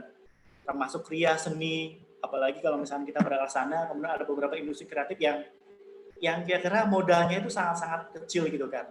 Jadi lebih ke arah kemampuan kita seperti apa sih mempunyai kekuatan terbesarnya gitu kan. Jadi bila mana teman-teman dan punya kemauan, kita misalkan punya usaha, misalkan kayak warung atau misalkan kayak semacam kita punya paket-paket nasi atau misalkan punya makanan-makanan, kita bisa identik lah gitu kan. Seperti Melinjo sebenarnya itu sempat punya nama juga sih. Melinjo itu sebenarnya ya benar sih kata Mbak Tika, lebih karena Majalengka gitu kan. Ya tinggal bagaimana kita mengemasnya, seperti misalkan dikasih rasa misalkan strawberry, melinjonya seperti apa, kemudian dikasih rasa vanila, kita kan bisa ke arah sana ya, Bu Nur gitu kan. Jadi lebih ke arah memajukan biar memudah gitu kan. Termasuk kayak kemasan batik, dibikin kayak paket-paket kayak hampers gitu kan, itu lebih lucu sih. Tapi dengan harga yang efisien gitu kan, lebih lucu gitu kan. Paket hampernya seperti apa yang lebih memudahkan kita gitu kan. Ini ada pertanyaan dari Mas Alik kepada Mbak Tuning katanya. Mbak Tuning ya, kondisi pandemi sekarang ini memukul siklus perekonomian menjadi lambat, bahkan sempat terjadi resesi kuartal 3 2020 dibanding YoY 2019. Bagaimana mensiasati agar pelaku UMKM terus optimis berkontribusi untuk menopang roda perekonomian Indonesia? Terima kasih. Mangga Bu Tuning. Dari Mas Malik BPT. Baik, menjawab pertanyaan dari Mas Malik, bagaimana sih para pelaku UMKM itu bisa menopang roda perekonomian Indonesia? Sebenarnya mungkin pertanyaan sepertinya berat, cuma sebenarnya gampang aja. Dengan kita memiliki jargon, belilah produk di teman sendiri. Nah, itu sebenarnya sudah bisa loh menggerakkan roda perekonomian, seperti juga kata Ibu Sri Mulyani, Menteri Perekonomian kita yang dulu pernah bilang bahwa ketika kita membeli barang ataupun produk milik teman, kemudian kita juga tetap rutin berbelanja, itu sebenarnya sudah bisa menggerakkan roda perekonomian. Tidak harus yang besar atau misalnya kita harus menjual segala sesuatu yang mahal, yang besar, yang berkuantiti wah ataupun ekspor, tidak perlu gitu. Dengan kita membeli barang punya teman, uang itu kan muter terus gitu ya. Itu sebenarnya sudah bisa mengamankan resesi global gitu. sini sebenarnya. Jawabannya. Ya. Ada tambahan lagi Mas Malik? Sudah Mas, sudah aja. Ya. Maka teman-teman ada yang mau ditanyakan?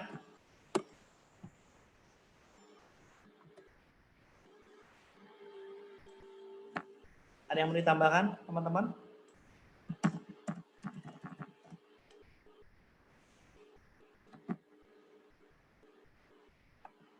Ya, dari sisi perekonomian kita sangat-sangat lesu ya. Bahkan kita untuk bertemu dengan orang juga sangat-sangat susah gitu kan. Ya belum tahu sih kalau misalkan nanti di beberapa teman-teman di Cirebon atau misalkan di Indramayu atau misalkan beberapa di Jawa Tengah, itu kan kelihatannya saya perhatikan tadi pagi subuh tuh pasar masih bagus ya. Pasar perekonomiannya sangat-sangat mumpuni gitu kan, masih aktif, orang-orang masih sering berbelanja, kemudian orang-orang masih sering bertukar produknya dengan uangnya mereka gitu kan. Jadi roda ekonomi masih tetap terus berjalan. Tapi beberapa industri-industri besar, kemudian ada beberapa kuliner juga yang sangat terpukul gitu kan. Kalau misalnya lihat dari beberapa webinar yang selama ini saya ikuti itu, emang kuartal ini sangat-sangat mudah gitu kan, sangat-sangat susah juga ke depannya gitu kan. Dan kalau misalnya memang teman-teman yang berniat pengen mengikuti beberapa program pemerintah, ada beberapa bantuan sosial gitu kan, atau misalnya dari provinsi juga ada beberapa bantuan sosial ke arah sana gitu. Mudah-mudahan teman-teman bisa mengikuti beberapa informasi dari pemerintah pusat maupun provinsi masing-masing gitu kan. Jadi biasanya ada beberapa donasi atau misalnya sumbangan untuk bisa dibantu gitu. Ya saya belum tahu sih besarannya berapa, ada yang 100.000 ada 600 gitu kan. Tinggal bagian teman-teman bisa memanfaatkan peluangnya seperti apa sih gitu kan. Jadi lebih ke arah sana gitu. Jadi mudah-mudahan di era pandemi ini bisa lebih kuat dan lebih banyak masukan-masukannya gitu kan buat industri usaha yang ada gitu kan. Dan satu hal yang pasti sih kita harus tetap kuat gitu biar kita lebih mampu dan bisa lebih maksimal usaha-usaha teman-teman yang ada di sini gitu. Maka ada masukan lagi dari Bang Jeb? Apa masih ada di tempat? Ya, jadi ada beberapa yang harus kita manfaatkan sebaik mungkin ya gitu. Barangkali teman-teman yang ada di BIM, Cirebon gitu khususnya gitu kan, bisa saling bertukar pikiran atau misalnya sharing lah. Sebenarnya sih kita memanfaatkan media online ini lebih ke arah bagaimana kita bisa menjangkau teman-teman yang ada di Cirebon gitu kan, biar lebih mudah gitu kan. Karena emang khususnya di Indonesia itu banyak banget webinar-webinar yang bicara tentang ekonomi dan bisnis gitu kan. Jadi lebih ke arah sana gitu kan. Bahkan kemarin sempat diskusi dengan beberapa teman-teman gitu kan. Meskipun memang lagi pandemi masih ada lah keuntungan modal yang misalkan 1 juta atau 2 juta gitu kan. Itu sangat-sangat bagus itu. Kalau misalkan teman-teman punya kemauan. Dan tinggal bagaimana caranya kita bisa melihat dari sisi customer-nya gitu kan. Bisnisnya apa yang ke arah sana gitu kan, biar lebih mudah gitu. Ada tambahan Kang Radik? Barangkali masukan-masukan dari sisi tentang bisnis? Aman, Kang. Oke. Ada yang bertanya teman-teman? Mangga, barangkali ada tanya kembali?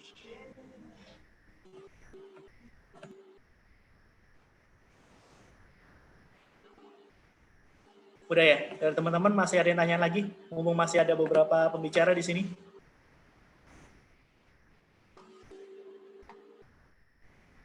Baik, itu dari saya. Terima kasih banyak buat beberapa pembicara, Bu Tuning, kemudian Kang Radik, Mas Haji, Mas Ali, kemudian kita teman-teman yang ada di sini juga kita harus terima kasih termasuk Bu Nurnya juga sudah menyempatkan waktu dan kesempatannya. Teman-teman di sini yang sudah menyimak waktunya, terima kasih banyak. Mudah-mudahan kita bisa dapat ilmu yang lebih gitu kan, ilmu yang bermanfaat dan kita bisa saling bersinergi kolaborasi. Jangan putus asa kalau misalnya teman-teman punya usaha gitu kan. Baik, untuk waktu teman dari saya cukup sekian. Terima kasih buat teman-teman semuanya. Mangga Bu Tika untuk waktu dan kesempatannya. Untuk kegiatan ini insya Allah rutin ya dari Mas Irfan ini. Insya Allah rutin. Kalau misalkan kita pengennya sih saya lebih ke arah online ya, lebih ke arah offline gitu kan. Tapi karena kita masih ada corona, jadi kita masih lebih ke arah media-media online dulu, Mas Irfan gitu. Oh ya, untuk beberapa penanya tadi sudah saya list sih. Yang pertama itu Bu Emma, kemudian Kang Iwan Farhani, kemudian Kang Mufis, satu lagi Mas Malik. Nanti yang disebutin nama tadi kirim alamat japri aja deh ke WA saya, nggak apa-apa. Jadi Bu Emma, Mas Irfan, Kemudian saya ini aja copy aja ya.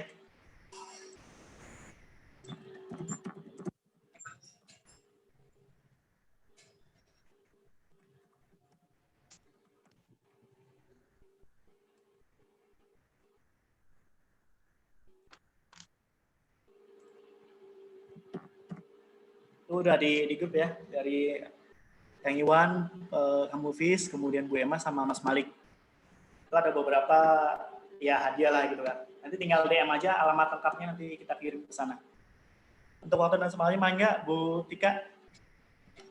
Oke, terima kasih Kak Anton. Kak Anton, setelah ini masih ada sesi foto bersama juga ya Kak Anton? Boleh, iya.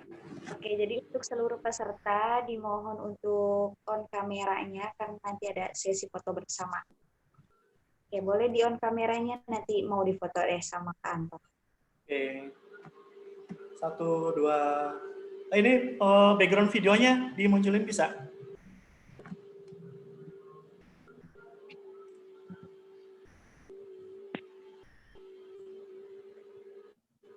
Nanti abang-abang jut Kak Anton aja ya. Oh, Oke. berapa kali jut? 3 kali ya teman-teman. Oke. 1, 2, 3. 1, 2, 3. BIM identik dengan apa Kak Anton? Gimana tangannya? Bebas. Kolaborasi boleh. Kolaborasi boleh. 1, 2, 3. 1, 2, 3. Ya, terima kasih teman-teman. Angga Bu Tika. Oke, sebelumnya saya ucapkan terima kasih kepada Sharing Vision, Cirebon Event, zaps.go.id, Pepocred, Indonesia Brand Activist Network, Veloka, Sampurasun, Belinjo Chips, Batik Shelendra, Batik Aisyera, Warung Nasi Bantakan, dan Jasmine Care. Oke, jangan lupa tadi yang sudah bertanya, tolong kirimkan alamatnya, japri aja ke Kak Anton. Rangkaian demi rangkaian sudah kita lewati bersama ya. Oke, sekian dari saya, Tika Malahayati undur diri. Wassalamualaikum warahmatullahi wabarakatuh. Waalaikumsalam warahmatullahi wabarakatuh. Waalaikumsalam. Ya.